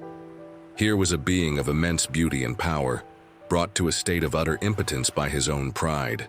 His fall was total, not just a change of place but a complete transformation of nature. From angelic light to frozen darkness, from voice to silence, from motion to immobility, every aspect of Lucifer's being reflects the opposite of what he was created to be. In the broader arc of the Lucifer legend, Inferno marks a turning point. Earlier portrayals sometimes allowed for ambiguity, even a trace of tragic nobility in his character. Dante's version strips away any such sentiment. There is no grandeur in this Lucifer, no persuasive speeches or heroic defiance, only the stark reality of separation from God. In Dante's moral vision, rebellion does not elevate or liberate, it diminishes and imprisons. In 1667, more than 3 centuries after Dante froze Lucifer at the center of hell, the English poet John Milton set him free, at least in the imagination of his readers. In Paradise Lost, Milton gave the devil, now firmly equated with Lucifer, a voice, a history, and a personality. No longer mute and imprisoned, Lucifer, called Satan throughout most of the epic, became a central figure whose speeches, ambitions, and defiance are as memorable as the cosmic events that unfold around him. For many readers, Milton's portrayal would become the definitive literary version of the fallen angel. Paradise Lost is Milton's epic retelling of the biblical story of humanity's fall from grace, but it begins not in Eden, nor even in heaven, but in the aftermath of the Great War in heaven. The rebel angels, led by Satan, have been defeated and cast into hell. Yet instead of presenting Satan as broken and silent, Milton introduces him as a leader rallying his followers. In the poem's famous opening books, Satan delivers speeches that frame their rebellion as a fight for freedom against tyranny. Milton's Satan is not without flaws. He is proud, manipulative, and self-serving, but he is also articulate, courageous, and resilient. Lines such as, "Better to reign in hell than serve in heaven," and "The mind is its own place and in itself can make a heaven of hell a hell of heaven," have resonated with generations of readers. These declarations are not merely boasts. They articulate a philosophy of independence, however misguided, that has led some to see Satan as a tragic or even heroic figure. It is important to remember that Milton did not intend to glorify the devil. As a devout Puritan, his theological aim was to justify the ways of God to men. Yet, in giving Satan such eloquence and determination, Milton created a character who can be interpreted in more than one way. While his fall is the result of pride and ambition, his refusal to submit, his endurance in suffering, and his unwillingness to admit defeat have led some readers to admire him despite themselves. In Milton's telling, the rebellion begins in heaven, when Satan, then still the most glorious of angels, refuses to acknowledge the Son's exaltation. He convinces a third of the angels to join him, and they wage war against the loyal host, led by Michael. After a 3-day battle, God sends the Son to end the conflict, driving the rebels into the abyss. This sequence draws on biblical fragments from Isaiah, Revelation, and other texts, but Milton fills in the details with imaginative description. Vast armies, heavenly artillery, and the terrible spectacle of angels locked in combat. Once in hell, Satan proves himself not just a warrior but a strategist. He convenes a council in Pandemonium, the capital of hell, where he proposes a bold plan. If they cannot defeat God directly, they will corrupt his new creation, humanity. This decision shifts the poem's focus to the temptation of Adam and Eve. But throughout the narrative, Milton's Satan remains the driving force. His journey from hell to Eden, across chaos and the void, is portrayed with a mixture of determination and weariness, suggesting both his strength and the cost of his rebellion. Milton's depiction also humanizes Satan in subtle ways. The longer the poem goes on, the more we see his inner conflict. In moments of solitude, he acknowledges the loss of his former glory and even recognizes the futility of his opposition to God. Yet he cannot, or will not, repent.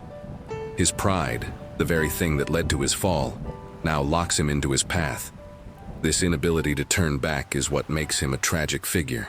He knows the outcome is hopeless, but he chooses to persist anyway. The complexity of Milton's Satan was a departure from earlier depictions like Dante's. In Inferno, Lucifer is static, silent, monstrous, and imprisoned. In Paradise Lost, he is dynamic, thinking, speaking, persuading, acting. Dante's hell is a final state. Milton's hell is a starting point. For Milton, the interest lies not only in the punishment of the devil, but in the process by which he moves from angel to rebel to corrupter of humanity. Milton's work also cemented the association of Lucifer with the pre-fall state of Satan. In Book 5, the archangel Raphael recounts to Adam the events of the heavenly rebellion, naming the leader of the rebels as Lucifer before his fall. This use of the name as the angel I's original identity reinforces the narrative that had taken shape over the preceding centuries. Lucifer, the light-bearer, becomes Satan, the adversary, through his own pride. The influence of Paradise Lost on later literature and art is hard to overstate. Painters, sculptors, and illustrators found in Milton's Satan a wealth of visual possibilities. Majestic, angelic form, fiery battle scenes, the grandeur of pandemonium, and the solitary figure contemplating his fate. Writers from the Romantic period, such as William Blake and Percy Bysshe Shelley, went even further, reinterpreting Milton's Satan as a symbol of individualism and resistance to authority. Blake famously remarked that Milton was of the devil's party without knowing it, capturing the idea that Satan's charisma in the poem might outshine the virtues of the loyal angels. Yet, despite these later reinterpretations, Milton's Satan is ultimately a cautionary figure. His speeches, however stirring, are grounded in self-justification. His courage is bound to a cause that he knows is doomed. His leadership is driven by a refusal to accept any place other than the highest, even if it means ruling over ruin. For Milton, this is the essence of sin, the willful choice to put the self above the creator, regardless of the consequences. Milton's portrayal thus serves two purposes. It gives readers an unforgettable character, whose complexity invites reflection and debate, and it dramatizes the theological lesson that pride leads to destruction. The fact that so many readers have found Satan compelling is a testament to Milton's skill as a poet, but also a reminder of the enduring power of the Lucifer myth, its ability to hold both condemnation and fascination in the same figure. In the Christian mainstream, Lucifer's story is a cautionary tale of rebellion, pride, and ultimate ruin. But in the world of occult traditions, esoteric systems of thought and practice that often operate outside or in opposition to orthodox religion, Lucifer sometimes appears in a very different light. Here, the Lightbringer is not necessarily a villain, but can be seen as a symbol of enlightenment, personal will, and liberation from imposed authority. This reinterpretation is not uniform. Different occult groups and thinkers have understood and used the figure of Lucifer in different ways. Yet the common thread is a departure from the purely negative image found in Christian theology. The transformation of Lucifer within the occult has its roots in the Renaissance, a period when Europe saw a revival of interest in classical antiquity, ancient texts, and alternative spiritual systems. During this time, scholars rediscovered Greco-Roman mythology, including the positive associations of the morning star as Phosphoros or Lucifer in pre-Christian literature. This provided a symbolic counterpoint to the medieval image of Lucifer as the devil. The idea of light could be reclaimed as a metaphor for knowledge, reason, and spiritual awakening, qualities highly valued in Renaissance humanism. Some strands of Renaissance magic and philosophy, such as Hermeticism, Neoplatonism, and certain interpretations of Kabbalah, emphasized the pursuit of divine knowledge through personal effort. In these contexts, the figure of the Lightbringer could be read less as a rebel against God and more as a bringer of wisdom to humanity. While these traditions did not always explicitly identify this archetype with the biblical Lucifer, later occultists would make that connection, seeing in him a mythic symbol of humanity's quest for truth, even if it meant defying conventional religious authority. By the 19th century, with the rise of modern occult movements, the reinterpretation of Lucifer became more explicit. The French occultist Eliphas Lévy, for example, saw Lucifer not as the embodiment of evil, but as a representation of the active, illuminating principle in nature, the force that challenges ignorance and reveals hidden truths. For Lévy, the biblical story of the fall could be read symbolically, the descent of the light into matter, which, when understood and balanced, leads to spiritual progress. This symbolic reading was also embraced by groups like the Hermetic Order of the Golden Dawn, which drew on a wide range of esoteric symbols, including those traditionally associated with Lucifer, to represent personal empowerment and mastery over the self. Here, Lucifer's rebellion was reframed as the courage to seek one's own path, to question dogma, and to pursue direct experience of the divine. In Theosophy, founded by Helena Blavatsky in the late 19th century, Lucifer was sometimes discussed in terms of a spiritual principle, rather than a literal fallen angel. Blavatsky argued that the so-called rebellion could be interpreted as a necessary step in the evolution of consciousness. In her writings, she portrayed the Lightbringers as beings who brought knowledge to early humanity, echoing the Prometheus myth more than the medieval devil. Indeed, Blavatsky even named a theosophical magazine Lucifer, intending to reclaim the word's original meaning as morning star. Not all occult interpretations were purely symbolic. In some strands of modern ceremonial magic and Satanism, Lucifer is invoked as a personal deity or spiritual force. In these contexts, he may be seen as a patron of individual sovereignty, self-determination, and the breaking of external control. The Church of Satan, founded by Anton LaVey in 1966, used Lucifer as one of its 4 crown princes of hell, associating him with enlightenment and the pursuit of knowledge. LaVeyan Satanism treats these figures as archetypes rather than literal beings, but the symbolism is deliberate. Lucifer is the embodiment of the intellect that challenges unquestioned authority. In other, more theistic forms of Satanism, Lucifer can be regarded as an actual spiritual entity, worthy of devotion. In these belief systems, he is often described not as an evil tempter but as a liberator who encourages followers to embrace their true nature. This inversion of the Christian moral framework is controversial even within occult circles, but it shows how flexible and adaptable the Lucifer archetype has become outside Orthodox religion.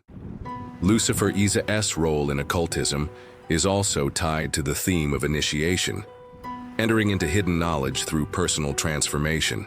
In ceremonial rituals, invoking or meditating upon Lucifer may symbolize the seeker's willingness to confront the unknown, shed illusions, and claim responsibility for their own spiritual path. The light he brings is not simply factual knowledge, but an inner illumination that changes how one sees the world and oneself. Of course, these positive or ambivalent readings of Lucifer have been sharply criticized by mainstream religious authorities. To those who hold to the traditional Christian understanding, reinterpreting Lucifer as a hero or liberator is seen as dangerous at best and blasphemous at worst. But from the perspective of many occultists, this reimagining is precisely the point. It is an act of reclaiming symbols and redefining narratives in ways that empower the individual, rather than reinforce institutional control. This reclamation is not without its complexities. The same symbol can carry different meanings for different people. For some occult practitioners, Lucifer represents the inner spark of divinity within each person. the potential to rise above limitation and ignorance. For others, he is a literal spiritual presence who offers guidance and challenges along the path. And for some, he remains a cautionary figure, a reminder that the pursuit of power and knowledge can lead to imbalance if not grounded in wisdom and humility. The adaptability of Lucifer in occultism mirrors his adaptability in broader culture. Just as Christian tradition shaped him into the archetype of rebellion and fall, occult traditions have reshaped him into an archetype of awakening and ascent. Both views draw on the same core imagery, the light-bringer, the proud figure who stands apart from the rest, but direct that imagery toward different ends. Few topics in the modern history of Lucifer's image are as clouded by rumor, suspicion, and outright fabrication as his alleged connection to Freemasonry and other secret societies. The claim that Freemasons worship Lucifer has been a recurring theme in conspiracy literature for well over a century, despite a lack of credible evidence within Freemasonry's actual teachings. The persistence of this idea tells us as much about the cultural role of Lucifer as it does about the societies accused of invoking him. Freemasonry, as it is known today, emerged in the early 18th century from a mixture of stonemason guild traditions and Enlightenment-era fraternal orders. Its rituals, symbols, and degrees were designed to promote moral instruction, brotherhood, and charity. The movement was not religious in the sense of endorsing a single faith, but it did require members to believe in a supreme being, referred to as the Great Architect of the Universe. This openness to men of many religions, along with its secrecy, made it a target of suspicion from the start. The link between Lucifer and Freemasonry was popularized in the 19th century, largely through the work of anti-Masonic writers and polemicists. One of the most frequently cited and most misunderstood sources is a supposed quote from Albert Pike, a leading figure in Scottish Rite Freemasonry in the United States during the 19th century. The claim, often repeated in conspiracy literature, is that Pike declared Lucifer is God to Masonic leaders. In reality, the text in question comes from a fraudulent document known as the Taxil hoax. The Taxil hoax was the creation of Leo Taxil, a French writer and ex-Mason who, in the late 1800s, fabricated elaborate stories about devil worship inside Freemasonry. Taxil's revelations included lurid descriptions of secret Masonic rites, pacts with demons, and Lucifer as a central object of worship. His tales gained traction, especially among Catholic critics of Freemasonry, and were widely circulated in pamphlets and speeches. In 1897, Taxil publicly admitted the whole thing had been a hoax, designed to embarrass both Freemasons and the Church. But by then, the damage was done. The myth had taken root. Despite the debunking of the Pike quotation and other fabricated claims, the association between Lucifer and Freemasonry persisted. Part of the reason is symbolic overlap. Freemasonry makes frequent use of light imagery. Initiation is described as moving from darkness into light, a metaphor for moral and intellectual enlightenment. For critics inclined to view Masonry with suspicion, it was easy to draw a connection between this light-bringer symbolism and the name Lucifer, which literally means light-bearer. In truth, Masonic references to light have nothing to do with the fallen angel of Christian theology. They are rooted in Enlightenment ideals, classical allegories, and biblical passages where light symbolizes truth and understanding. Still, in the heated atmosphere of religious and political conflict, these nuances were often ignored. The idea of Luciferian influence has also been extended to other secretive or initiatory societies, from Rosicrucians to certain branches of ceremonial magic. In some cases, the accusation is entirely unfounded. In others, the groups themselves have deliberately used Luciferian imagery, not as devil worship, but as a provocative or symbolic statement. In modern occult-inspired societies, for instance, Lucifer can be used to represent the pursuit of hidden knowledge, echoing the positive reinterpretations we discussed in the previous section. Outside of organized groups, the term Luciferian has also been used as a label for philosophical positions that emphasize reason, self-determination, and the rejection of imposed dogma. This is particularly true in writings influenced by the Romantic and post-Enlightenment tradition, where the rebel archetype, whether Prometheus, Milton's Satan, or Lucifer, can be cast as a metaphor for human progress against oppressive authority. While such views are not linked to Freemasonry in its mainstream form, the shared use of light imagery has made the fraternity an easy target for those looking to draw sensational connections. Freemasonry's own internal texts make no reference to Lucifer as a deity.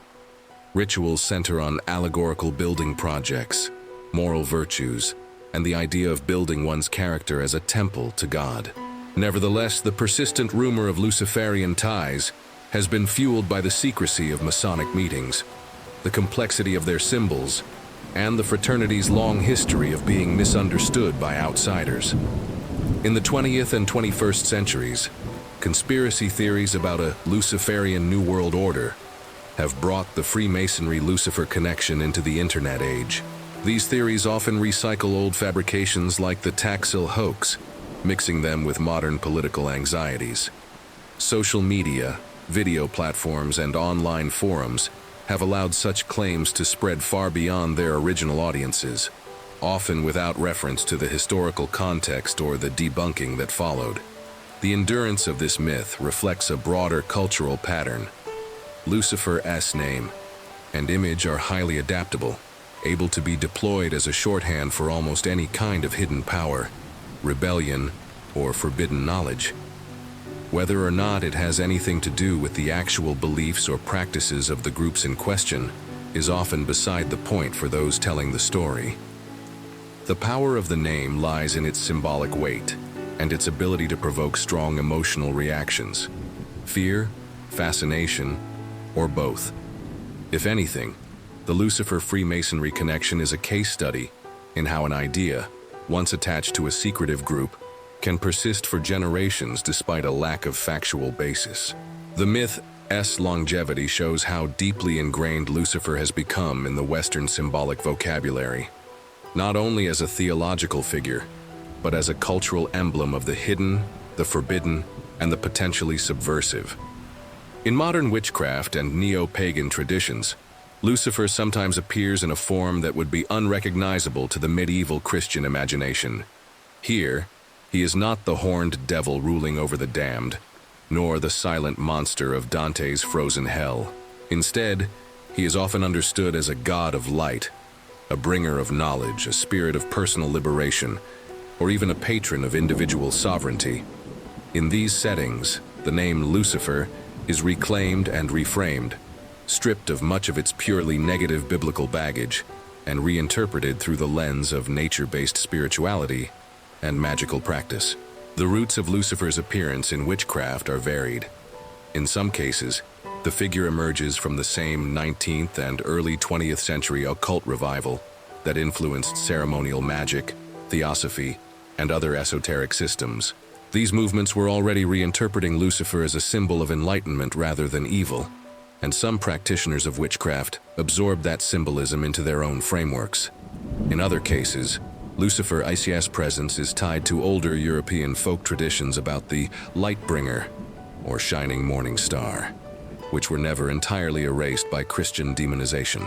In Wicca and related forms of neo-paganism, Lucifer is rarely central, but in certain lineages, particularly those influenced by Italian witchcraft traditions, he plays a more defined role. The Italian folklorist Charles Leland, in his 1899 book Aradia, or The Gospel of the Witches, described Lucifer as a god of the sun and light, the consort of Diana, the goddess of the moon. In Leland's account, which he claimed to have collected from Italian witchcraft lore, Diana and Lucifer are the parents of Aradia, a messianic figure who teaches witchcraft to the oppressed. This portrayal places Lucifer firmly in a pagan cosmology, far removed from his role as the Christian Satan. In such contexts, Lucifer is often associated with freedom, rebellion against unjust authority, and the illumination of hidden truths, values that resonate with many practitioners of modern witchcraft, which frequently emphasizes personal empowerment and resistance to oppressive structures. This is not rebellion for its own sake, but rebellion in service of autonomy and self-knowledge. The light he brings is not a false temptation, but the spark of personal awakening. Some modern witchcraft traditions blend this paganized Lucifer with elements from ceremonial magic, seeing him as a spiritual force that can be invoked for insight, transformation, and the breaking of internal or external constraints. In ritual work, calling upon Lucifer might be symbolic, a way of affirming one's own right to seek truth outside the boundaries of established religion, or it might be understood as genuine contact with a spiritual intelligence. In certain strands of feminist witchcraft, Lucifer's refusal to submit in Christian myth is reframed as a positive example of rejecting unjust commands. In this interpretation, his defiance mirrors the struggles of marginalized groups to resist control and reclaim agency. The old Christian accusation that Lucifer sought to be like God is inverted, becoming a statement about the right of individuals to claim their own divine potential. It is worth noting, however, that not all witches or neo-pagans embrace Lucifer imagery. For many, the name remains too entangled with Christian associations of evil, and they prefer to work with other deities or symbols of light and knowledge. The adoption of Lucifer varies widely from tradition to tradition, and even within a single coven, perspectives can differ. In those traditions where he is included, Lucifer is rarely imagined as the tempter leading souls into damnation. Instead, he might be linked to the planet Venus as the morning star, carrying connotations of beauty, desire, and the heralding of change. In astrology and myth, Venus is a complex symbol, sometimes representing harmony and attraction, other times signaling disruption and the overturning of the old order. This duality fits well with the way many modern witches frame Lucifer. Not wholly benevolent or malevolent, but a force that can challenge and transform. Lucifer also appears in some strands of contemporary pagan witchcraft that draw inspiration from ancient mystery traditions. In these interpretations, he can resemble the figure of Prometheus, who defied Zeus to bring fire to humanity. Like Prometheus, Lucifer becomes a culture bringer, one who accepts personal risk to share gifts with mortals. The light here is not just physical illumination, but the fire of knowledge, creativity, and will. Rituals involving Lucifer in these contexts might include offerings of candles or incense, meditations on self-liberation, or invocations that emphasize clarity of thought and purpose. The language used in such rituals often avoids the Christian framing of sin and punishment, focusing instead on choice, responsibility, and transformation. The relationship with Lucifer is not one of fear, but of partnership. Sometimes cautious, always aware of the potency of the energies being invoked. Critics, both from within and outside the pagan community, sometimes argue that reclaiming Lucifer risks reinforcing the very Christian narrative that equates him with evil, even if the intention is to subvert it. Others counter that reclaiming a symbol can be an act of power in itself, stripping it of imposed meaning and returning control to the one using it. This debate mirrors larger conversations in neo-paganism about how to engage with figures and symbols inherited from hostile traditions. In the end, Lucifer's presence in witchcraft and neo-paganism is part of a broader trend. The reimagining of once feared deities and spirits in ways that reflect contemporary values. Just as other pagan gods were demonized by Christian missionaries and later rediscovered by modern pagans, Lucifer has been recast by some as a misunderstood figure whose fall was not a moral collapse but an act of self-definition. Lucifer's story has inspired artists for centuries, evolving in form and meaning alongside the theological, cultural, and political climates of their times. From the earliest medieval manuscripts to the grand canvases of the Romantic era, each period reimagined him through its own visual language. The result is a rich visual history that mirrors the broader shifts in how Western culture has understood the light bringer and his fall. In the Middle Ages, Lucifer appeared most often in the margins of illuminated manuscripts and in the carvings and stained glass of cathedrals. These depictions were rarely subtle. In keeping with medieval theology, Lucifer was shown as the embodiment of corruption and loss. Artists often illustrated the moment of his expulsion from heaven, a once beautiful angel, still bearing traces of light, beginning to sprout horns, claws, or bat-like wings as he tumbled downward. In manuscript miniatures, these transformations could be startlingly literal, angelic figures morphing into grotesque demons mid-fall, surrounded by other rebel angels undergoing the same fate. The visual emphasis was on warning, a reminder to the viewer that pride could disfigure the soul as surely as it altered Lucifer's form. Cathedral sculpture extended this moral lesson into the public sphere. Stone reliefs above church doors, known as tympana, sometimes showed Michael the archangel casting down Lucifer, sword raised in triumph. Gargoyles and grotesques, though not necessarily depictions of Lucifer himself, reinforced the sense that demonic forces were ever present outside the sanctity of the church. Inside, stained glass could present the heavenly battle in vivid color, bathing worshippers in the symbolic light of divine victory over rebellion. The Renaissance brought a shift. While Lucifer was still a cautionary figure, artists of the 15th and 16th centuries began to treat him with more nuance, influenced by humanism's fascination with classical beauty and the rediscovery of Greco-Roman myth. Painters such as Luca Signorelli, in his frescoes at Orvieto Cathedral, portrayed the rebel angels as muscular, graceful forms, evoking ancient sculpture, before their transformation into demons. This blending of idealized anatomy with scenes of moral downfall reflected the Renaissance interest in the full range of human and angelic potential, both for greatness and for ruin. The Baroque era added drama and movement. Artists like Peter Paul Rubens painted the fall of the rebel angels as a violent cascade of bodies, twisting and tumbling through clouds and light. Rubens' The Fall of the Rebel Angels, 1622, fills the canvas with dynamic diagonals, creating a sense of unstoppable momentum. Lucifer himself is often placed at the center of the chaos, sometimes still beautiful, sometimes already transformed. The swirling compositions of the Baroque style allowed viewers to feel the force of divine judgment, as if they were witnesses to the moment heaven itself erupted into war. By the 18th and 19th centuries, Romanticism began to change the tone of Lucifer's portrayal yet again.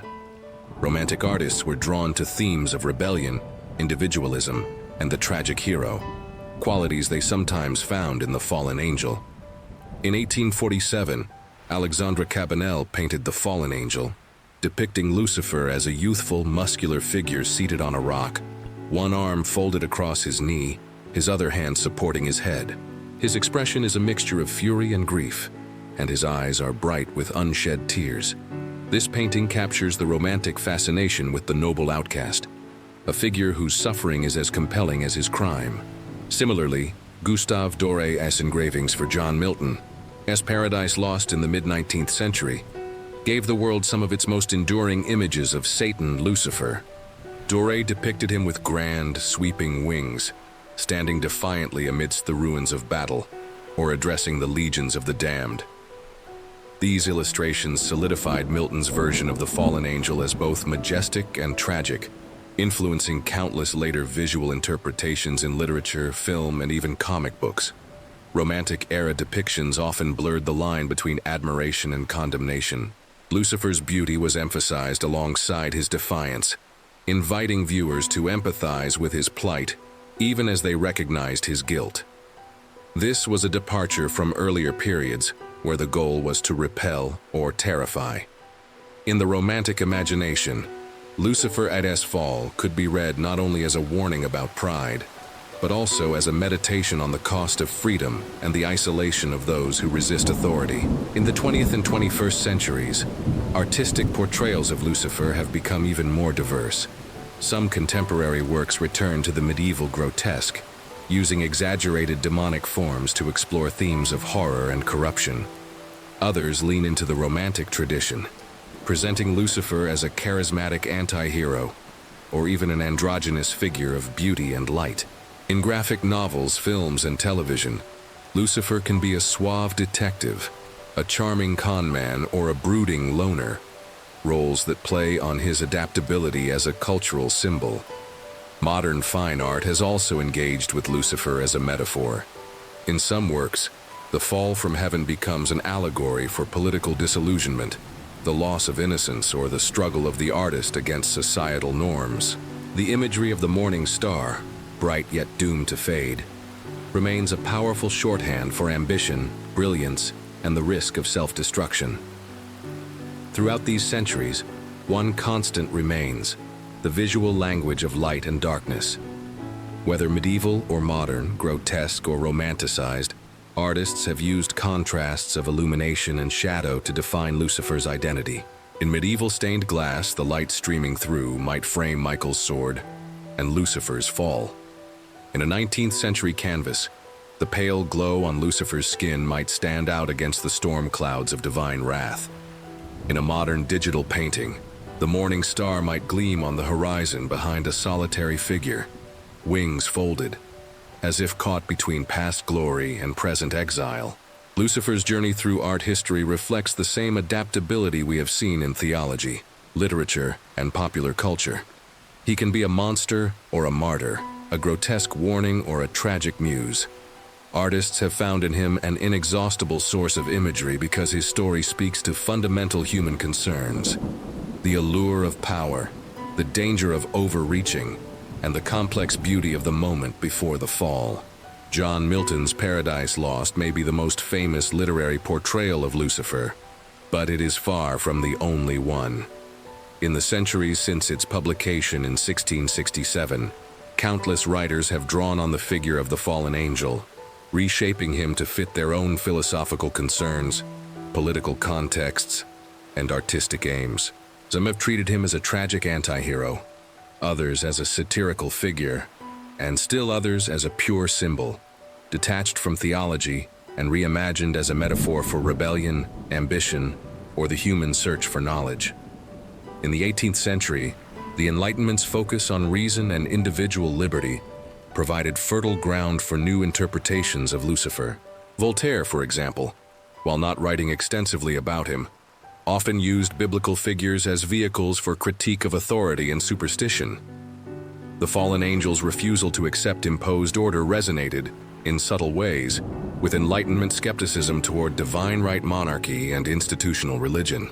Writers of the period often avoided direct celebration of Lucifer, wary of theological controversy, but they increasingly framed rebellion as an understandable, sometimes even noble, reaction to tyranny.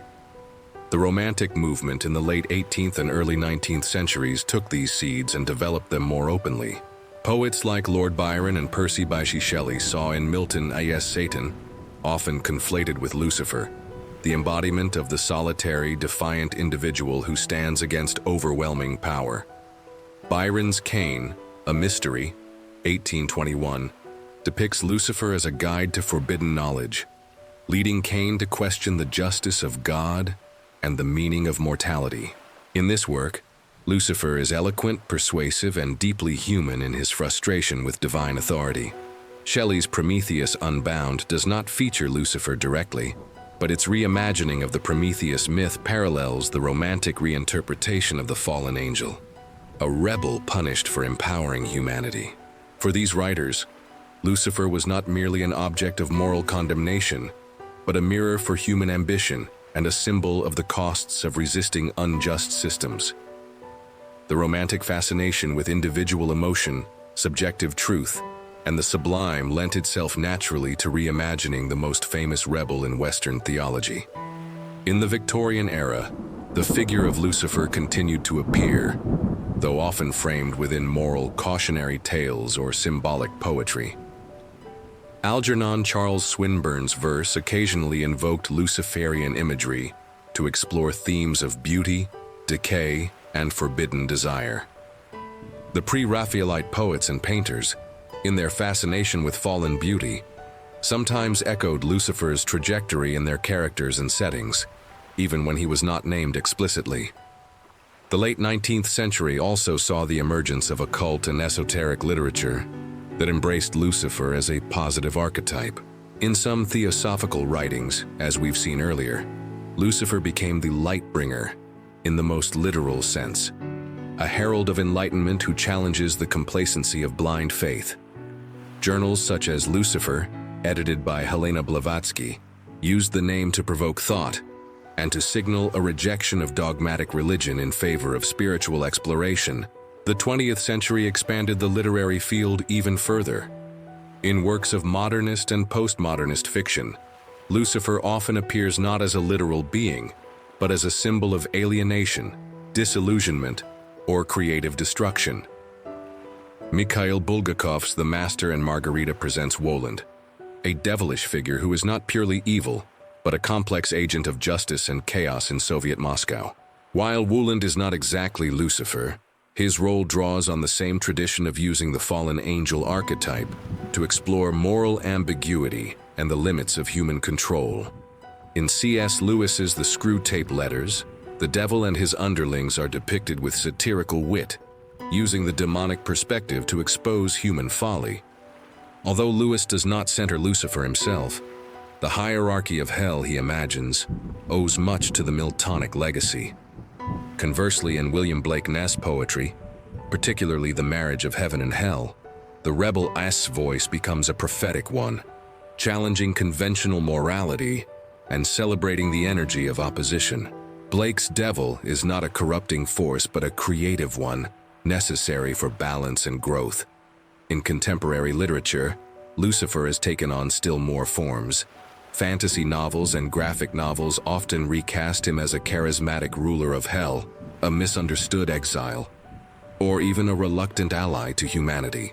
Neil Gaiman's Sandman series presents Lucifer Morningstar as a cultured, articulate being who abandons his throne in hell to pursue personal freedom. A storyline later expanded into its own comic series. In these works, the theological stakes are less about sin and salvation, and more about autonomy, identity, and the burdens of power. Even in satire and parody, Lucifer's image persists.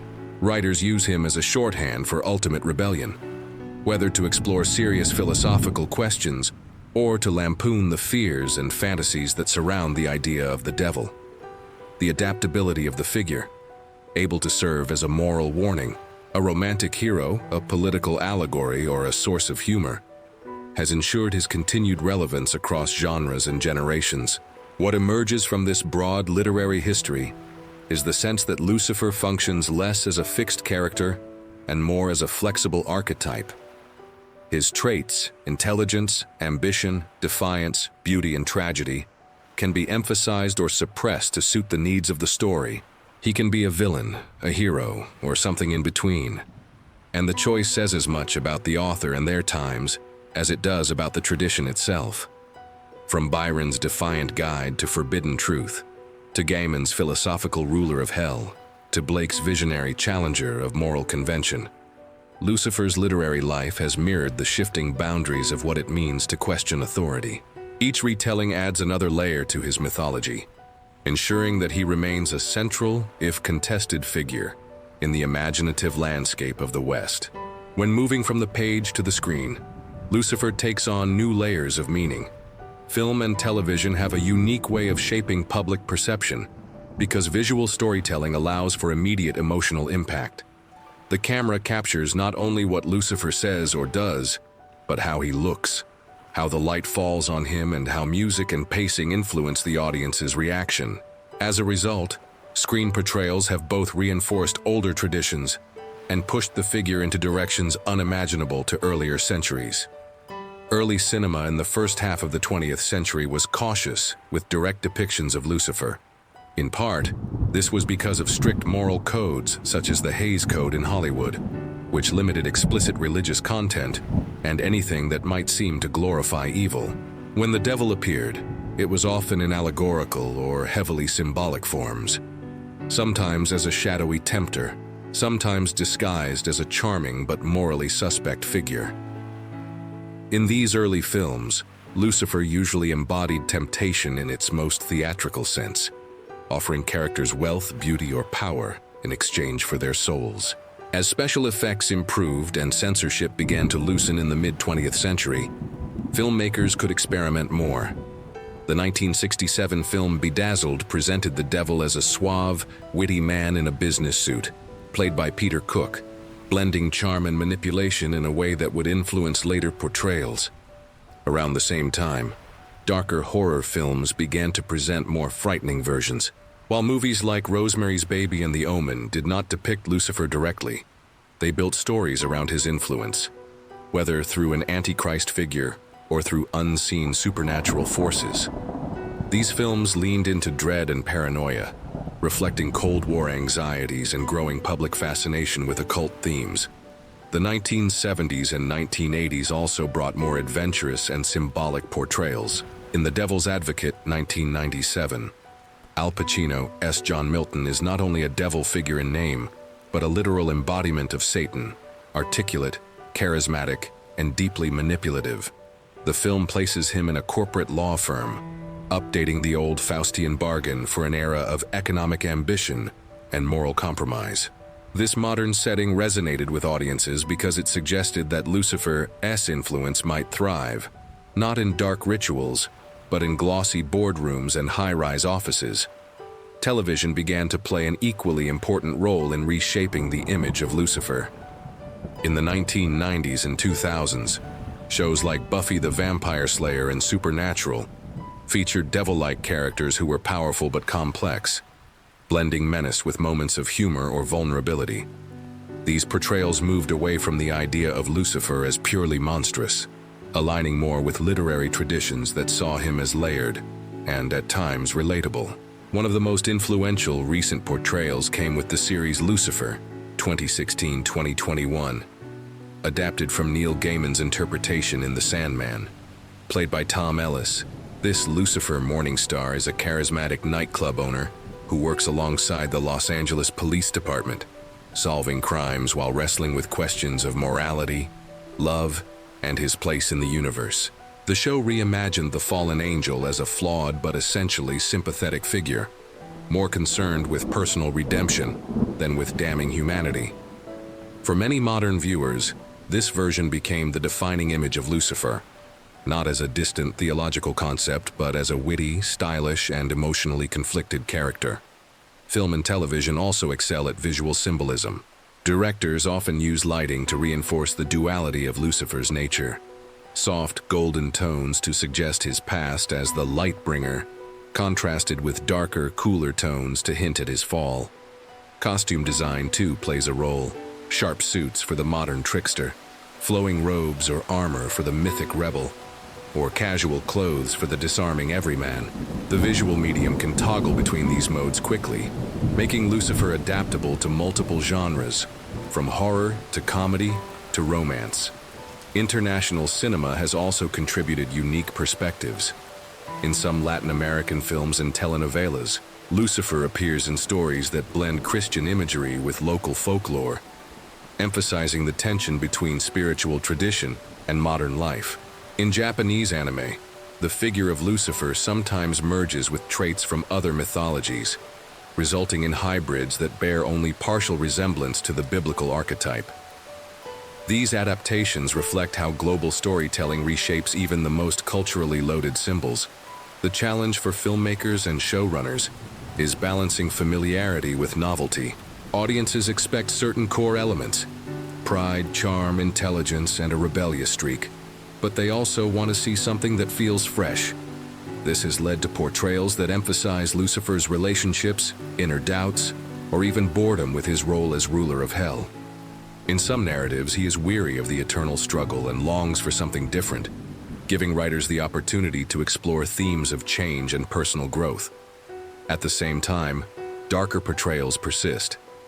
Horror remains a popular genre for Lucifer, particularly in films where his presence is more felt than seen. The fear of unseen influence, of a world subtly guided toward ruin by an intelligent adversary, remains powerful, especially when tied to real-world fears about corruption, manipulation, and the fragility of moral order. In both comedic and dramatic forms, Lucifer on screen has become more human than in most previous traditions. This does not mean filmmakers reject his supernatural nature. Rather, they explore it through human emotions: love, regret, jealousy, ambition, and the search for meaning. These qualities allow audiences to connect with the character in ways that theological depictions often did not, making him a subject of empathy as much as caution. The screen has ensured that Lucifer's image will continue to evolve. As new genres emerge and cultural values shift, filmmakers and television writers will likely keep experimenting with ways to make him relevant, whether as a mirror for human flaws, a voice of uncomfortable truths, or a reminder of the costs of unchecked ambition.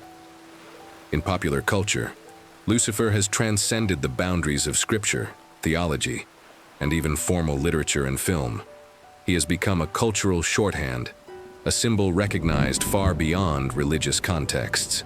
Today, his name and image appear in music lyrics, fashion designs, brand logos, internet memes, and even casual conversation.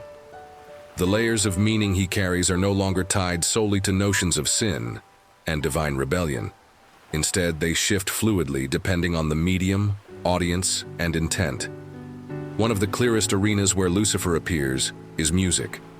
From the blues of the early 20th century to contemporary pop and metal, references to the devil and selling one's soul have been staples of songwriting. Robert Johnson's legendary Crossroads myth, for instance, draws on the idea of a bargain with a devil figure, often assumed to be Lucifer, to gain extraordinary talent. In rock and metal, bands such as Black Sabbath, Slayer, and Ghost have invoked satanic or Luciferian imagery, not necessarily to promote belief in such figures, but to provoke, challenge authority, and cultivate a rebellious aesthetic. Pop artists, too, have occasionally used Lucifer's name in lyrics or visual motifs, often as a metaphor for temptation, danger, or defiance. In hip-hop and rap, Lucifer references sometimes carry layered meanings, linking personal struggles, ambition, and societal criticism. Jay-Z's track. Lucifer uses the name not as a literal figure, but as a symbolic presence tied to revenge, violence, and the darker sides of survival. These musical uses often detach from religious doctrine entirely, instead treating Lucifer as a storytelling device or a brand of attitude. Fashion has also embraced the imagery. Clothing brands and streetwear labels frequently incorporate devil horns, inverted pentagrams, or the name Lucifer into designs aimed at projecting edginess or countercultural identity. High fashion has occasionally tapped into the aesthetic as well, using dark, angelic, or fallen imagery in runway shows and photo campaigns. In many cases, the reference is purely visual, a borrowed aesthetic meant to evoke mystery, danger, or sophistication without any theological statement. Lucifer's influence is equally visible in gaming culture. Video games across genres, from role-playing games to action-adventures, have featured him as a character, boss, or antagonist.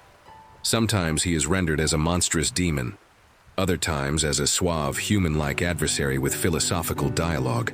Games like Shin Megami Tensei, Lucifer is a recurring figure who challenges players not just physically but morally, asking them to consider themes of freedom versus order. These portrayals further detach the character from purely religious interpretations, presenting him instead as part of a broader mythological pantheon, alongside figures from Norse, Greek, and other traditions. The internet age has given Lucifer a strange sort of immortality. Memes, GIFs, and social media posts often reference the devil in humorous or ironic ways, stripping away any lingering sense of taboo. A picture of a smug cat with the caption, "Lucifer approves," or a lighthearted signed contract with the devil for pizza. Joke shows how far the symbol has traveled from its origins. In these cases, Lucifer becomes almost a comedic archetype, a playful figure, rather than a fearsome one. Branding has also occasionally borrowed from the name and imagery, especially in markets that benefit from shock value. Energy drinks, nightclub promotions, and even certain perfumes have used Luciferian themes to position themselves as daring, bold, and unconventional. This is particularly common in advertising aimed at younger audiences who value rebellion against mainstream norms. Yet, despite this wide-ranging adoption, Lucifer's image still retains a certain power to provoke. Religious groups sometimes respond strongly to casual or ironic uses of his name, which, in turn, can heighten the appeal for those seeking to make a statement against tradition or authority. This push and pull keeps the symbol alive in cultural conversation. Interestingly, some contemporary artists and thinkers have attempted to reclaim Lucifer not as an evil figure, but as a representation of enlightenment, questioning, and personal autonomy. This echoes some 19th century occult reinterpretations, but takes place now in entirely secular contexts. In these settings, Lucifer is framed as a metaphor for intellectual independence, someone who defies imposed limits to seek truth, regardless of the consequences. In film festivals, art exhibitions, and literature circles, the Lucifer archetype sometimes appears stripped of any connection to Christianity, functioning instead as a rebel hero trope akin to Prometheus, or even certain anti-heroes in modern fiction. This shift reflects a broader trend in popular culture, the recycling of mythological and religious imagery into flexible symbols for a wide range of messages. The sheer adaptability of Lucifer in popular culture mirrors the way he has evolved across history. In one context, he may appear as a light-hearted internet joke, in another as the central antagonist of a serious narrative, in another still as a fashion statement or symbol of artistic defiance. His enduring presence suggests that, whatever one's personal beliefs, the archetype speaks to deep human themes: resistance, ambition, identity, and the tension between authority and freedom. Few figures in religious tradition have generated as much philosophical debate as Lucifer. His story, whether seen as literal truth, allegory, or myth, sits at the intersection of questions about morality, the origin of evil, the limits of free will, and the nature of divine justice. Over the centuries, theologians, philosophers, and religious scholars have grappled with what Lucifer represents, and their answers have varied widely depending on their traditions, historical periods, and intellectual commitments. The earliest theological treatments of Lucifer's rebellion come from within the framework of Christian orthodoxy. Church fathers such as Augustine of Hippo saw the fall of Lucifer as a cautionary example of pride, the first and gravest of sins. For Augustine, pride meant turning inward toward the self, rather than outward toward God. And Lucifer's choice to be like the Most High was the archetype of this error. In Augustine's view, Lucifer's fall was not forced upon him.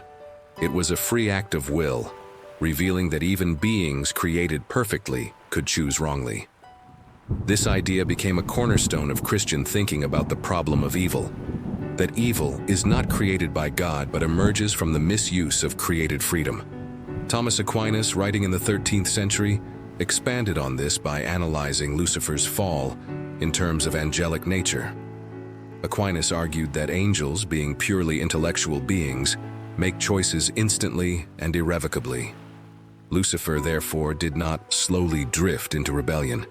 He made one decisive choice, and its consequences were permanent. This framework helped reconcile the belief in an all-good creator with the existence of a supremely intelligent rebel. In Aquinas' reasoning, Lucifer's desire to be like God was not wrong in itself, since all creatures should strive for perfection, but wrong because he sought this by his own power, without dependence on God. Philosophers outside of strict theological boundaries have sometimes taken a different view. Enlightenment thinkers, for example, saw in Lucifer a possible symbol of intellectual independence. Although few openly celebrated him, some used the image of the rebel angel as a metaphor for breaking free from dogma. In this reading, Lucifer's defiance becomes a form of protest against perceived authoritarianism, mirroring the Enlightenment's broader challenge to monarchy and church authority.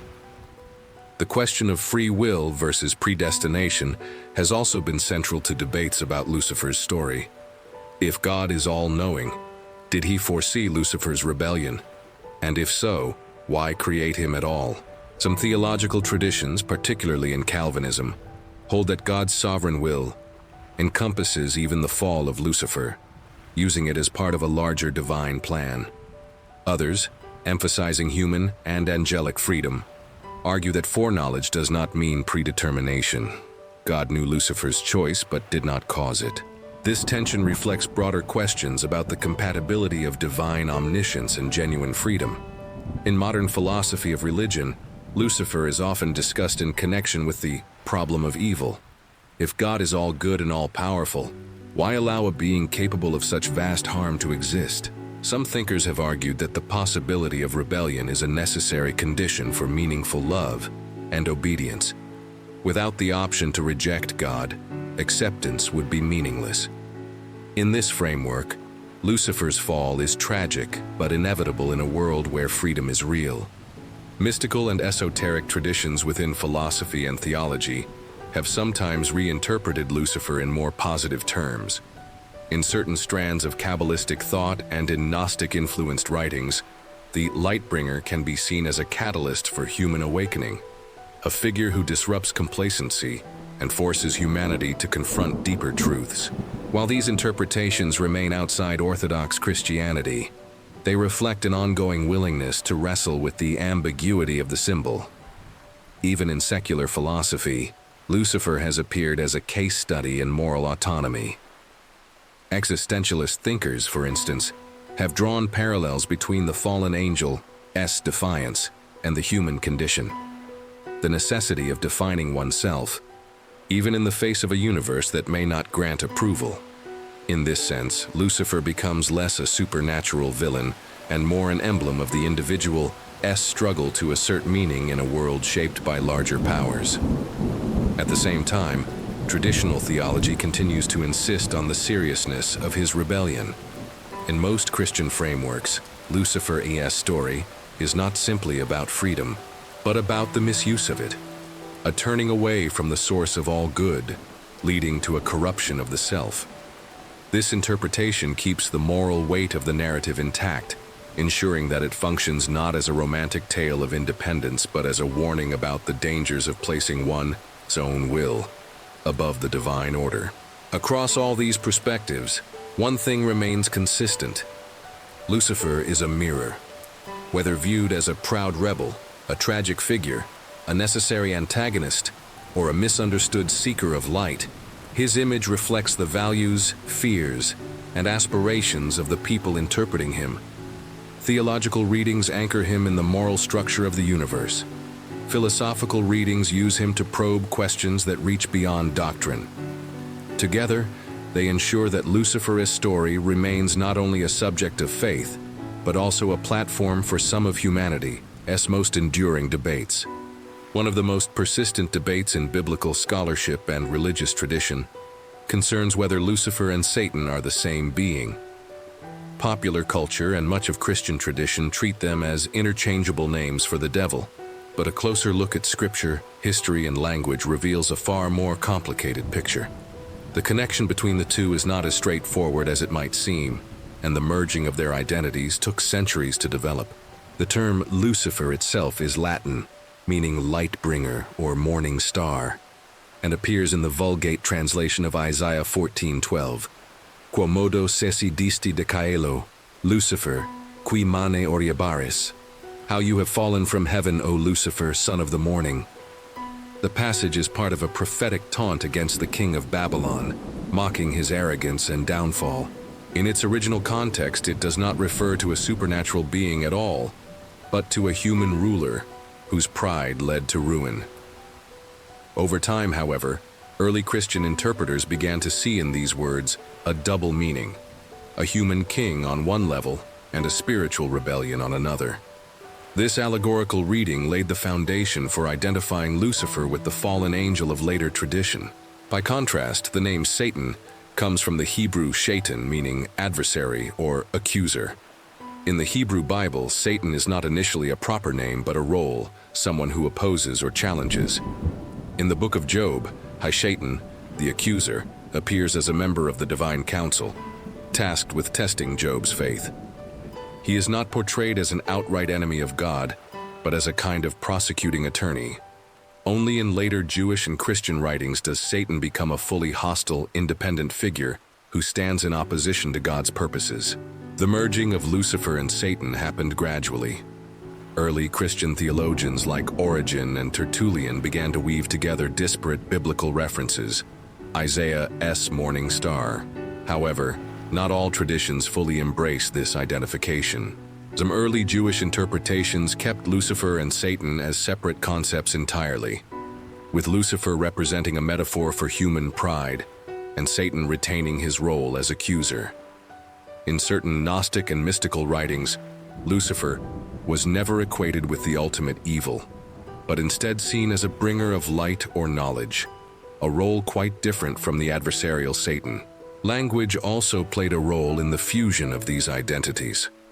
As the Latin Vulgate became the dominant Bible in Western Christianity, the word Lucifer took on increasingly sinister overtones simply because of its association with Isaiah 14:12.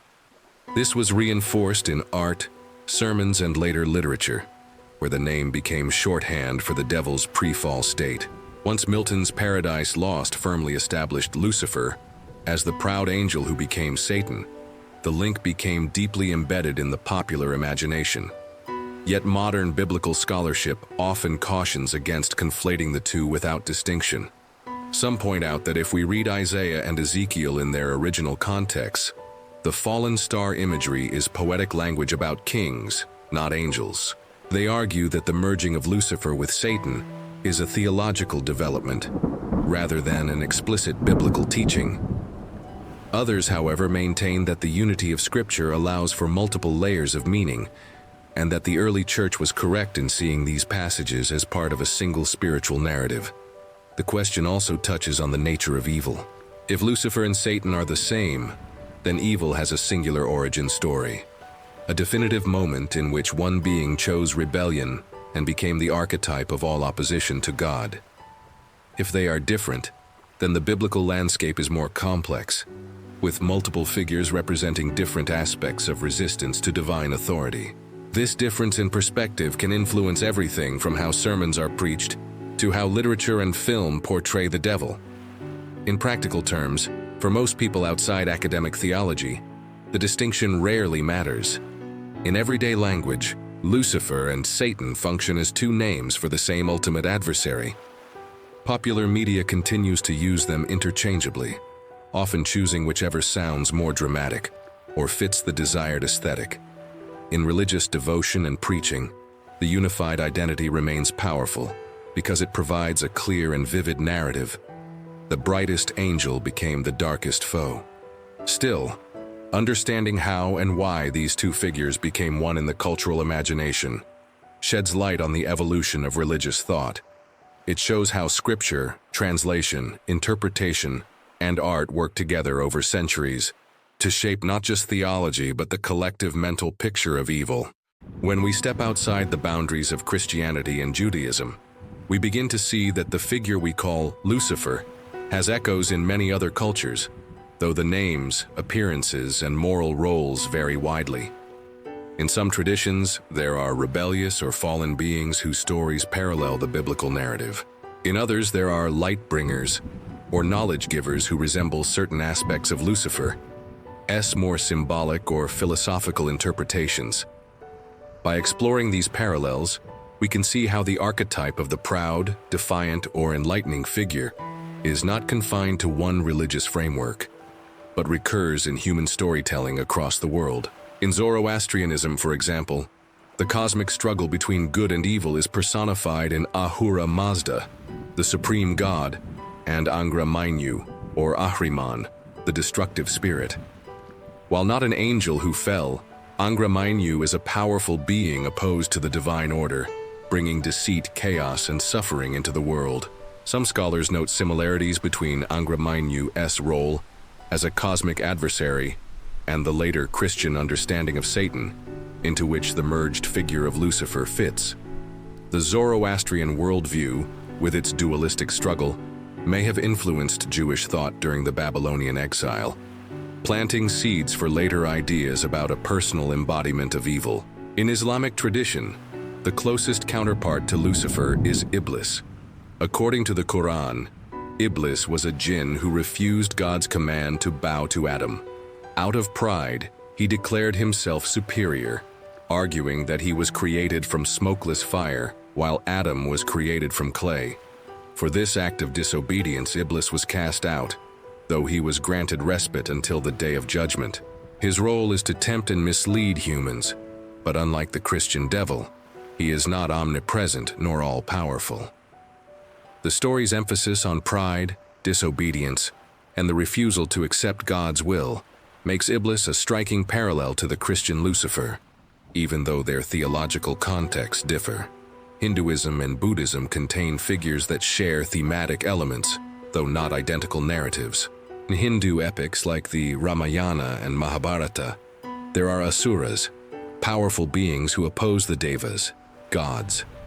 Some asuras begin as righteous but fall into pride, ambition, or greed, leading them into conflict with the divine. In Buddhism, Mara is a tempter figure who sought to distract the Buddha from attaining enlightenment, using fear, desire, and illusion. While Mara is not a fallen angel, his role as an adversary who resists spiritual progress aligns with the archetype of an intelligent force opposing higher truth. In Greek mythology, we find resonances in the story of Prometheus. Unlike Lucifer as an embodiment of evil, Prometheus is often seen as a hero, defying Zeus to bring fire, symbolic of knowledge and civilization, to humanity. His defiance leads to severe punishment, yet in later philosophical and literary works, Prometheus is celebrated as a champion of human freedom. The association of Lightbringer with rebellion in this myth has often invited comparisons to Lucifer, especially in romantic literature. Similarly, the figure of Phaethon, who attempted to drive the chariot of the sun, but lost control and fell, carries the imagery of a bright being brought low by overreaching ambition. In Norse mythology, Loki sometimes takes on aspects reminiscent of Lucifer's role as disruptor. While Loki is not purely evil, he is a trickster who often challenges the authority of the gods, causes chaos, and eventually plays a part in triggering Ragnarok, the destruction of the world. His blend of charm, intelligence, and destructive potential mirrors certain portrayals of Lucifer, especially those that highlight cunning rather than brute force. Even in indigenous traditions, we can find motifs of rebellious spirits or transformative figures whose actions alter the balance between humanity and the divine. In some Native American stories, the coyote figure is a trickster who brings both gifts and trouble to humankind. While not an embodiment of evil, Coyote-ass willingness to defy the rules of the gods or spirits echoes the defiance at the heart of the Lucifer narrative. What's important to recognize is that these parallels do not mean all cultures share a single Lucifer figure. Instead, they suggest that the themes embodied by Lucifer, pride, rebellion, enlightenment, temptation, are part of a broader set of archetypes that human beings return to again and again. Sometimes these figures are condemned, sometimes they are celebrated. Often they are both, depending on the storyteller's perspective. Comparative religion also shows how the moral evaluation of such figures shifts with cultural values. In strongly hierarchical religious systems, rebellion against the divine is almost always framed negatively. In traditions that value questioning, cunning, or human advancement, the same kind of defiance can be seen as noble or necessary. This diversity of interpretation mirrors the ongoing debate within Christian and secular thought about whether Lucifer should be seen only as a villain or as something more complex. By placing Lucifer in this global context, we can see that he is part of a family of mythic characters who challenge authority, alter the established order, and embody the human fascination with those who dare to reach beyond their assigned place. These parallels do not erase the uniquely Christian and Jewish development of the Lucifer story, but they do help explain why the archetype continues to resonate so powerfully across cultures. Art has long been one of the most powerful mediums through which societies explore their religious and mythological ideas, and Lucifer's image has undergone dramatic changes over the centuries. From medieval manuscripts to Renaissance masterpieces, from romantic paintings to modern installations, the visual representation of Lucifer tells its own story, a story shaped by theology, imagination, and the evolving relationship between faith and culture. In the early medieval period, when most religious art in Europe was tied closely to church teaching, Lucifer was rarely depicted in human form. The church often avoided giving him an attractive or sympathetic appearance, instead portraying him after the fall, merged visually with the figure of Satan. These early depictions leaned heavily toward monstrous features: horns, claws, wings like a bat's, and a twisted, contorted body. In illuminated manuscripts, the fall of the angels might be shown as a bright, orderly heavenly scene, disrupted by a swarm of darkened, tumbling figures.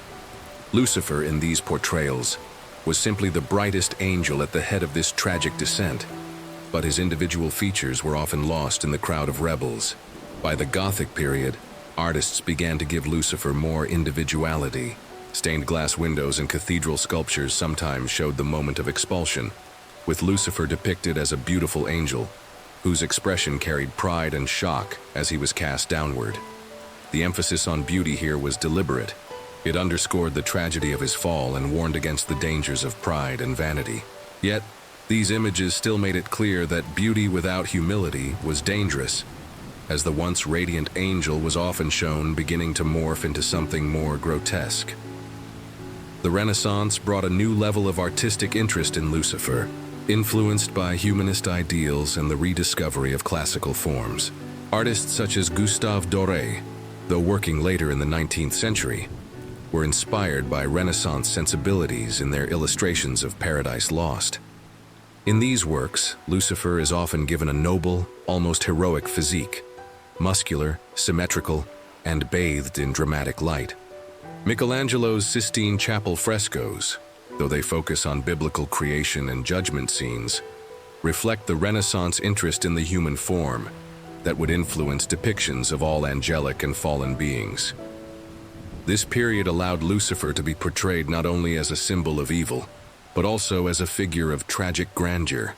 His fall, rendered with pathos as well as condemnation. Baroque art embraced intense drama and theatrical contrast, and in this era, Lucifer's fall became a subject ripe for swirling motion, deep shadows, and radiant bursts of light.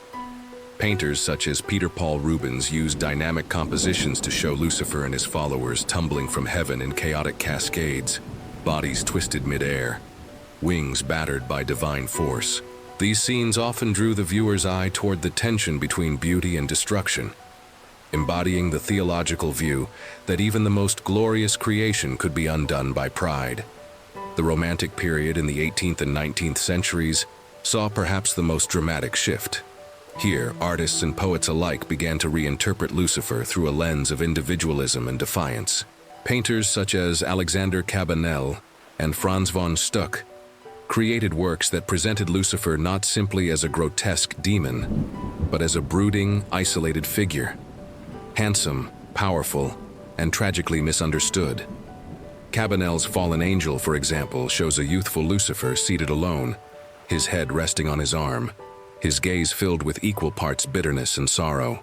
This romantic reinterpretation aligned with the era's fascination with rebels, outcasts, and anti-heroes. In sculpture, Lucifer also found new expression. Works such as Guillaume Gif's Lucifer in Liège Cathedral stirred controversy for making the fallen angel too attractive. The sculpture's finely chiseled features, graceful posture, and subtle melancholy seemed to invite sympathy from viewers, prompting church authorities to question whether it undermined its own moral message.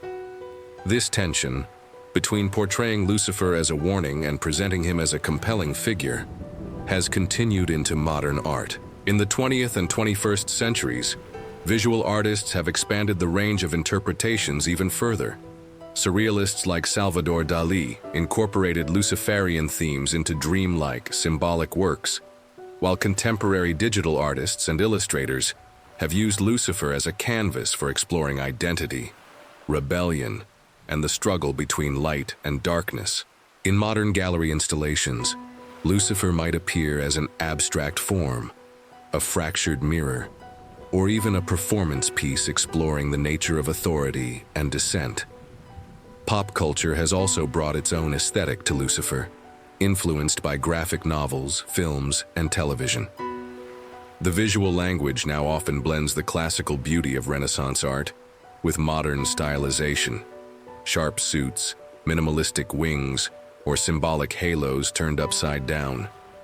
These modern interpretations frequently downplay the monstrous, leaning instead into the charismatic, persuasive qualities that many traditions have ascribed to him. Across all these periods, what stands out is that the way Lucifer is depicted visually often mirrors how a society feels about rebellion, authority, and the possibility of redemption. In times of strict orthodoxy, Lucifer appears monstrous and terrifying. In eras of romanticism or questioning, he appears noble, tragic, and even sympathetic. In today's pluralistic and globalized culture, he is a complex symbol, sometimes a villain, sometimes an anti-hero, and sometimes simply a metaphor for change. Lucifer's journey through literature and film reflects not only changes in theology and art, but also shifts in cultural values and storytelling preferences.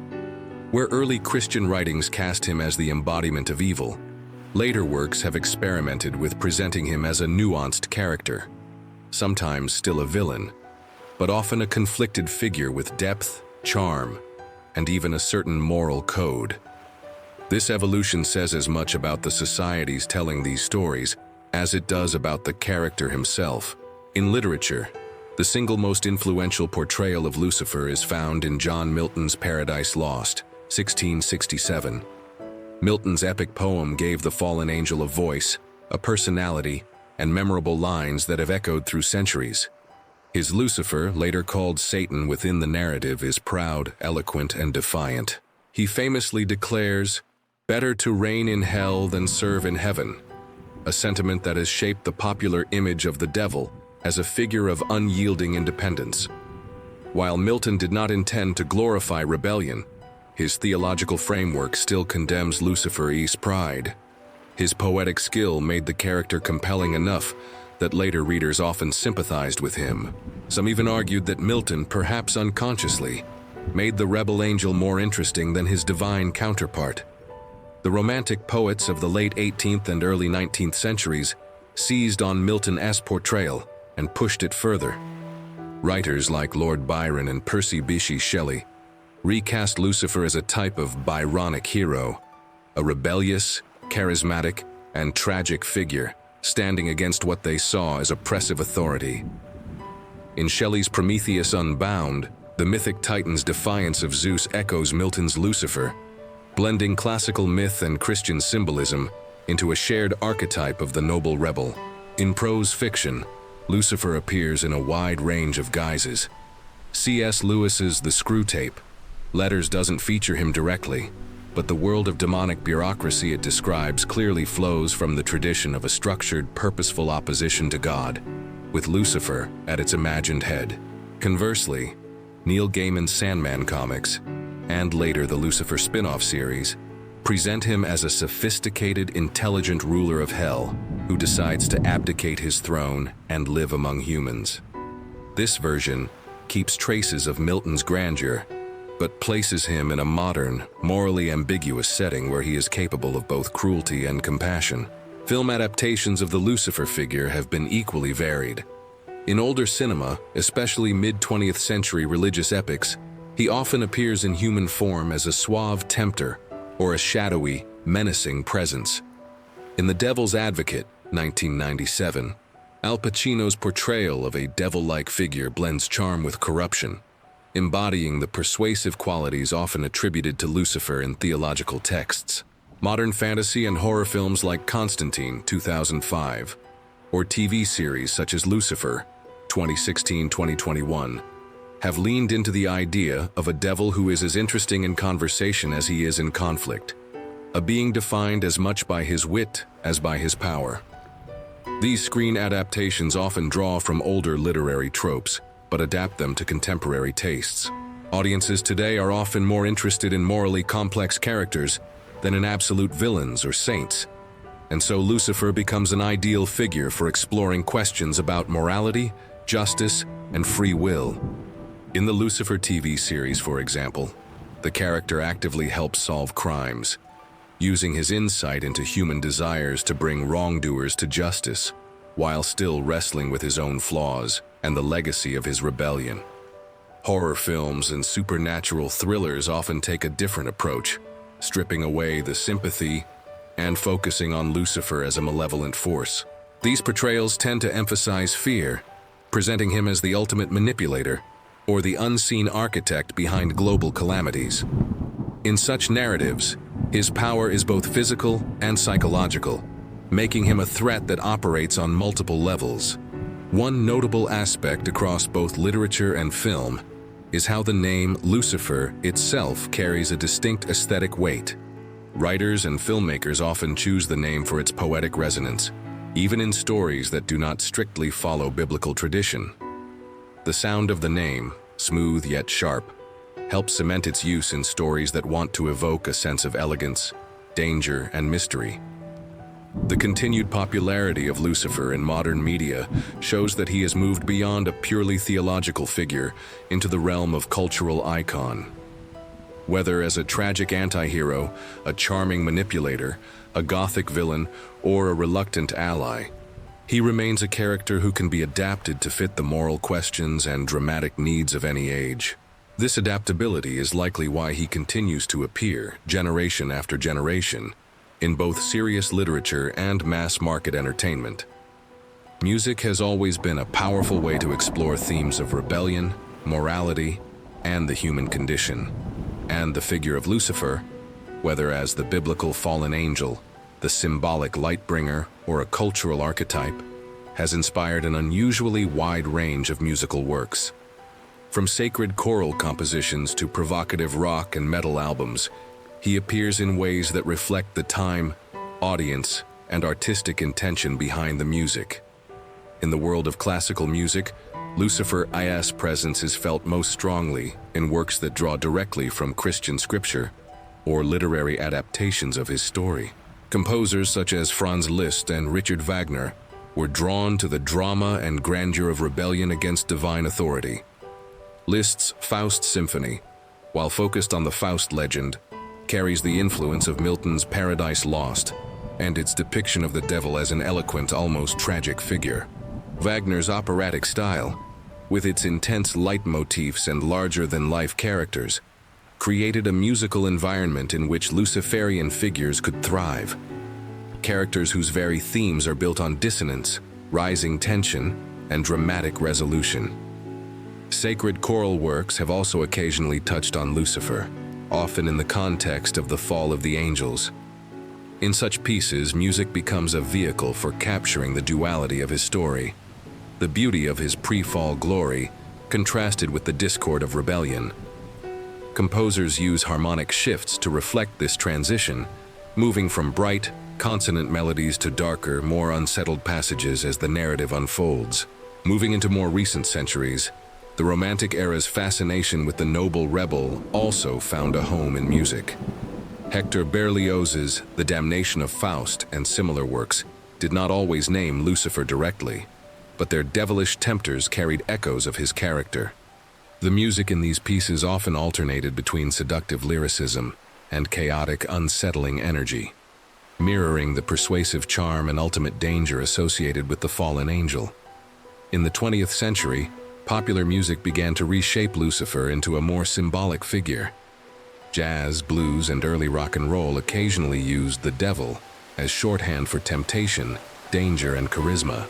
While these references were often playful or metaphorical, they contributed to the blending of Lucifer's image with that of the worldly rebel or outsider. The Rolling Stones' Sympathy for the Devil, 1968, is perhaps the most famous example, presenting Lucifer as a smooth-talking narrator who witnesses and participates in humanity's darkest moments. The song's conversational tone, paired with its upbeat rhythm, challenged listeners to think about evil in a more subtle, pervasive way, not just as something external, but as a presence intertwined with human history. Heavy metal and its subgenres have been particularly fascinated with Lucifer, both for his thematic weight and his cultural impact.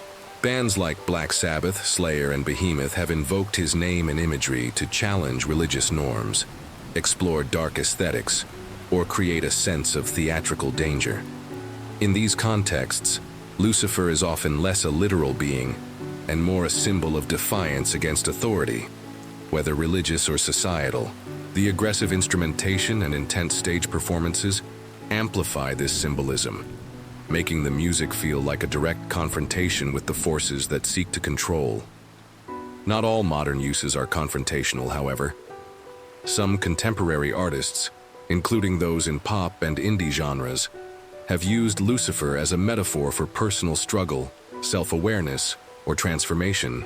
In these cases, lyrics may reference falling or bringing light as ways of speaking about resilience, independence, or questioning long-held beliefs.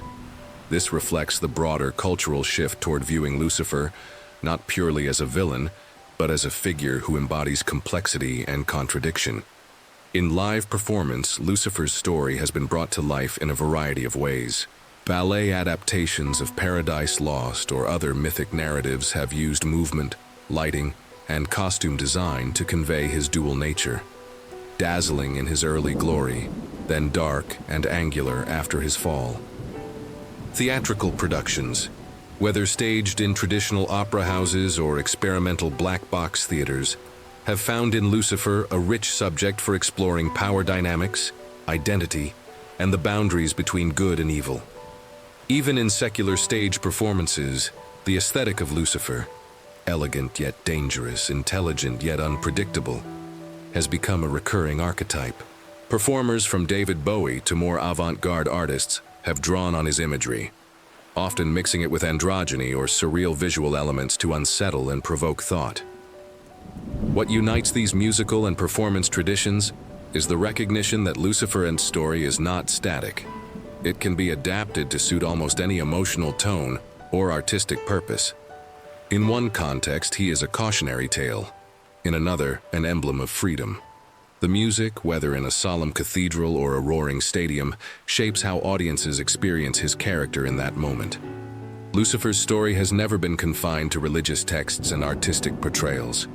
For centuries, philosophers, theologians, and intellectuals have engaged with the figure as a way to explore deeper questions about morality, free will, authority, and the nature of evil. In many cases, Lucifer serves less as a literal supernatural being and more as a conceptual tool, a symbol through which thinkers can examine the human condition.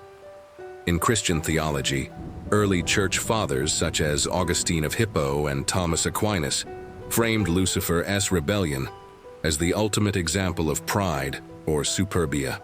Augustine argued that pride was the root of all sin, and Lucifer's refusal to serve was the archetype of this failing.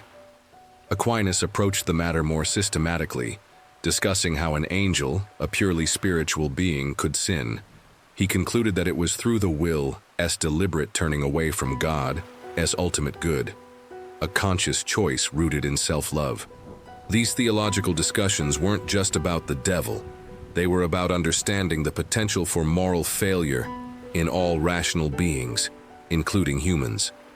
During the Enlightenment, the figure of Lucifer began to be interpreted through a more symbolic lens. Philosophers such as Voltaire and William Blake reimagined him not simply as a villain, but as a rebel against tyranny. Blake, in particular, viewed Milton's portrayal of Lucifer in Paradise Lost as a misunderstood hero, suggesting that the poem's Satan embodied qualities of energy, creativity, and resistance that institutional religion often suppressed. Blake's famous statement that Milton was of the devil's party without knowing it underscored how art and philosophy could recast Lucifer as a figure of liberation rather than damnation. This reinterpretation continued into the 19th century, particularly within Romantic and early socialist thought. Figures like Pierre-Joseph Proudhon and Mikhail Bakunin used Lucifer as a metaphor for intellectual revolt against oppressive systems. Bakunin, in his anarchist writings, provocatively declared, "The first rebel against the Almighty was Lucifer, and he emancipated man." Here, Lucifer was no longer just a theological adversary, but an emblem of political defiance, representing the courage to challenge authority in pursuit of freedom. Existentialist philosophers in the 20th century also found value in Lucifer's narrative. Jean-Paul Sartre, while not focusing on Lucifer directly, shared the thematic concern with freedom, choice, and the consequences of defiance. In the existentialist framework, Lucifer's decision to reject God's authority could be seen as the ultimate act of self-definition. accepting the burden of freedom, even when it leads to alienation. Albert Camus' concept of the rebel in the rebel touches on similar ground, a figure who refuses to accept an unjust order, even at great personal cost. Lucifer has also been used in philosophical discussions about theodicy, the attempt to reconcile the existence of evil with a benevolent God. Thinkers from Leibniz to contemporary philosophers have debated whether the creation of beings capable of rebellion is a necessary part of free will, and whether Lucifer's fall was an inevitable outcome of such freedom. For some, this makes Lucifer a tragic necessity in the moral structure of the universe. For others, it raises troubling questions about divine foresight and justice. In more recent intellectual thought, particularly within postmodern and critical theory, Lucifer has been examined as an archetype of resistance against meta-narratives, grand, overarching systems of meaning that claim universal authority. Scholars in literature, cultural studies, and even psychoanalysis have looked at Lucifer as a symbol of the outsider, the one who refuses the given order and instead seeks an alternative vision. In psychoanalytic terms, some interpretations cast him as a projection of the human shadow, the repressed desires, ambitions, and doubts that exist within the collective psyche. Lucifer's presence in philosophical discourse has also crossed into secular humanism and atheism, where he is sometimes framed as a mythic representative of human reason against unquestioning faith. The Church of Satan and the Satanic Temple, though distinct in their beliefs and practices, have both used the Lucifer figure, whether explicitly or symbolically, to promote ideals of autonomy, skepticism, and the rejection of imposed morality. While these movements are controversial, they highlight how Lucifer's symbolic power continues to be relevant in debates about personal freedom and the boundaries of authority. Ultimately, Lucifer in philosophy is less about horns and fire and more about questions. What does it mean to rebel? Is the defiance of authority always wrong, or can it be a moral necessity? Is the pursuit of knowledge and self-determination worth the risk of alienation from the larger order? These are the kinds of questions that have kept the figure alive in intellectual circles, ensuring that his name remains a touchstone in discussions about freedom, morality, and the complexities of the human spirit. Lucifer's place in modern culture is no longer confined to church sermons, theological debate, or the pages of epic poetry. Over the past century, his image and name have filtered into advertising, political rhetoric, fashion, activism, and everyday conversation, often stripped of their original theological meaning. This broad cultural presence speaks to how deeply the symbol has penetrated collective consciousness and how flexible it has become in expressing ideas that range from rebellion and independence to mystery and allure.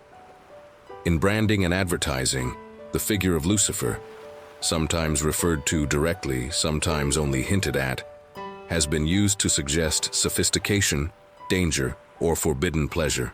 Luxury products, high-end fashion labels, and niche perfume lines have occasionally adopted names or imagery associated with the light bringer to evoke exclusivity and temptation. The aim is rarely to convey literal religious rebellion. Instead, marketers use the name as shorthand for the allure of breaking away from the ordinary. In such contexts, Lucifer becomes less a moral warning and more a stylistic choice, signaling boldness and a willingness to defy convention. Popular culture has also embraced Lucifer as a character type, rather than a purely religious figure. In video games, graphic novels, and television series, the name is often attached to characters who are charming, clever, and morally ambiguous. These characters may bear little resemblance to the fallen angel of Christian tradition, but the name itself provides a cultural shortcut, a way for audiences to immediately associate them with intelligence, danger, and a certain charismatic independence. The popularity of the TV series Lucifer is one example, where the character's wit, style, and human vulnerabilities redefine him for a modern audience. Political rhetoric occasionally draws on the Lucifer motif, usually in metaphorical form, Opponents of certain leaders or movements have used Lucifer to frame them as arrogant rebels against established order, while others have adopted the symbolism themselves to signal defiance against what they see as unjust systems. This is not new.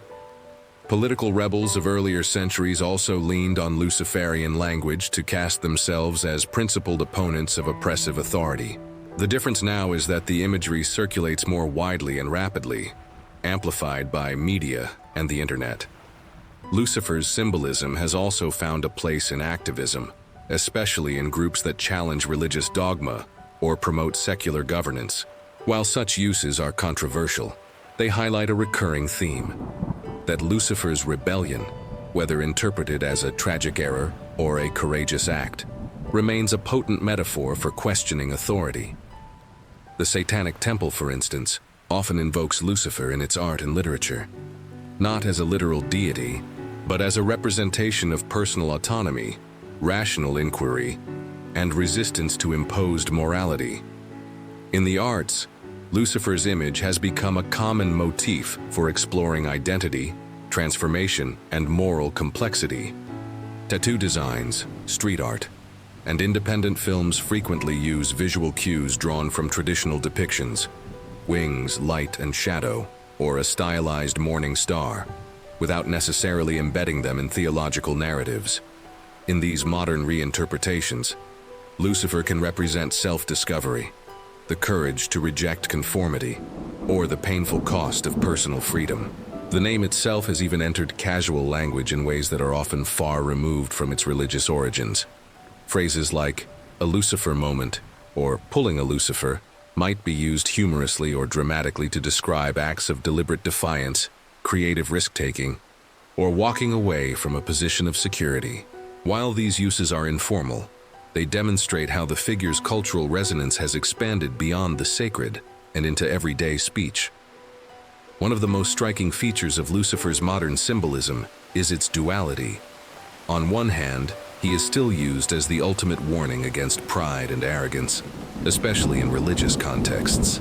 On the other, he is embraced as a complex figure who embodies freedom, self-definition, and resistance. This split mirrors broader societal debates about authority, morality, and the value of questioning established norms. In fashion and design, this duality is often played for aesthetic impact. Designers might pair angelic white with deep crimson, or combine classical representations of angelic beauty with subtle signs of rebellion, black wings, inverted halos, or light breaking through darkness.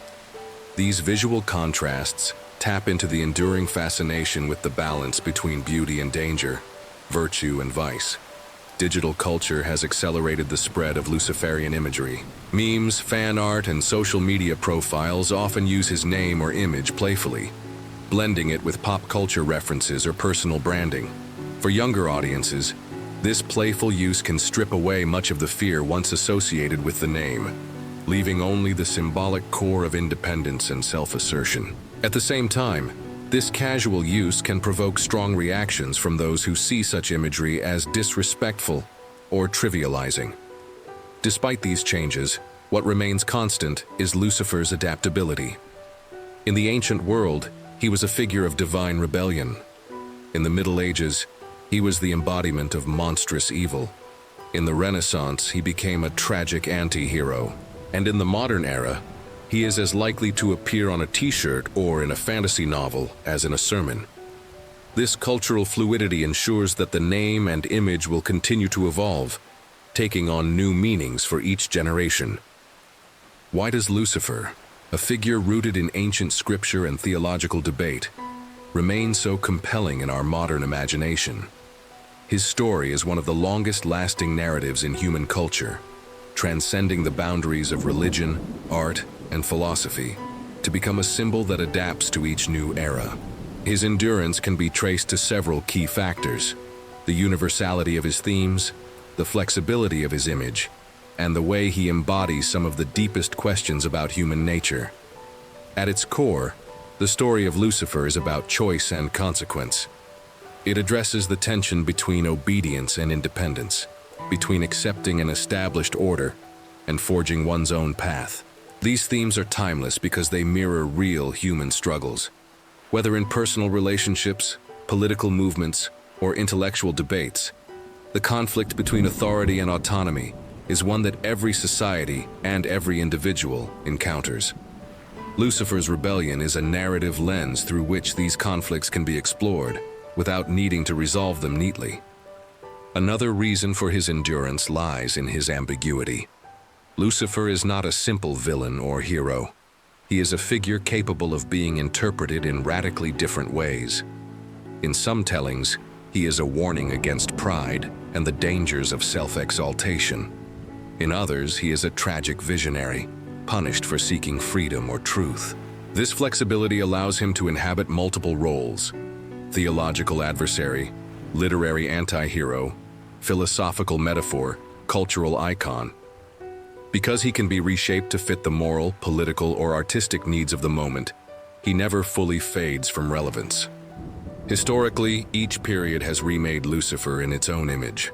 Early Christian theologians emphasized his pride as the root of evil, reflecting the Church's concern with obedience and orthodoxy. The Renaissance and Enlightenment recast him as a thinker and challenger of unjust authority, reflecting a growing emphasis on individualism and intellectual freedom.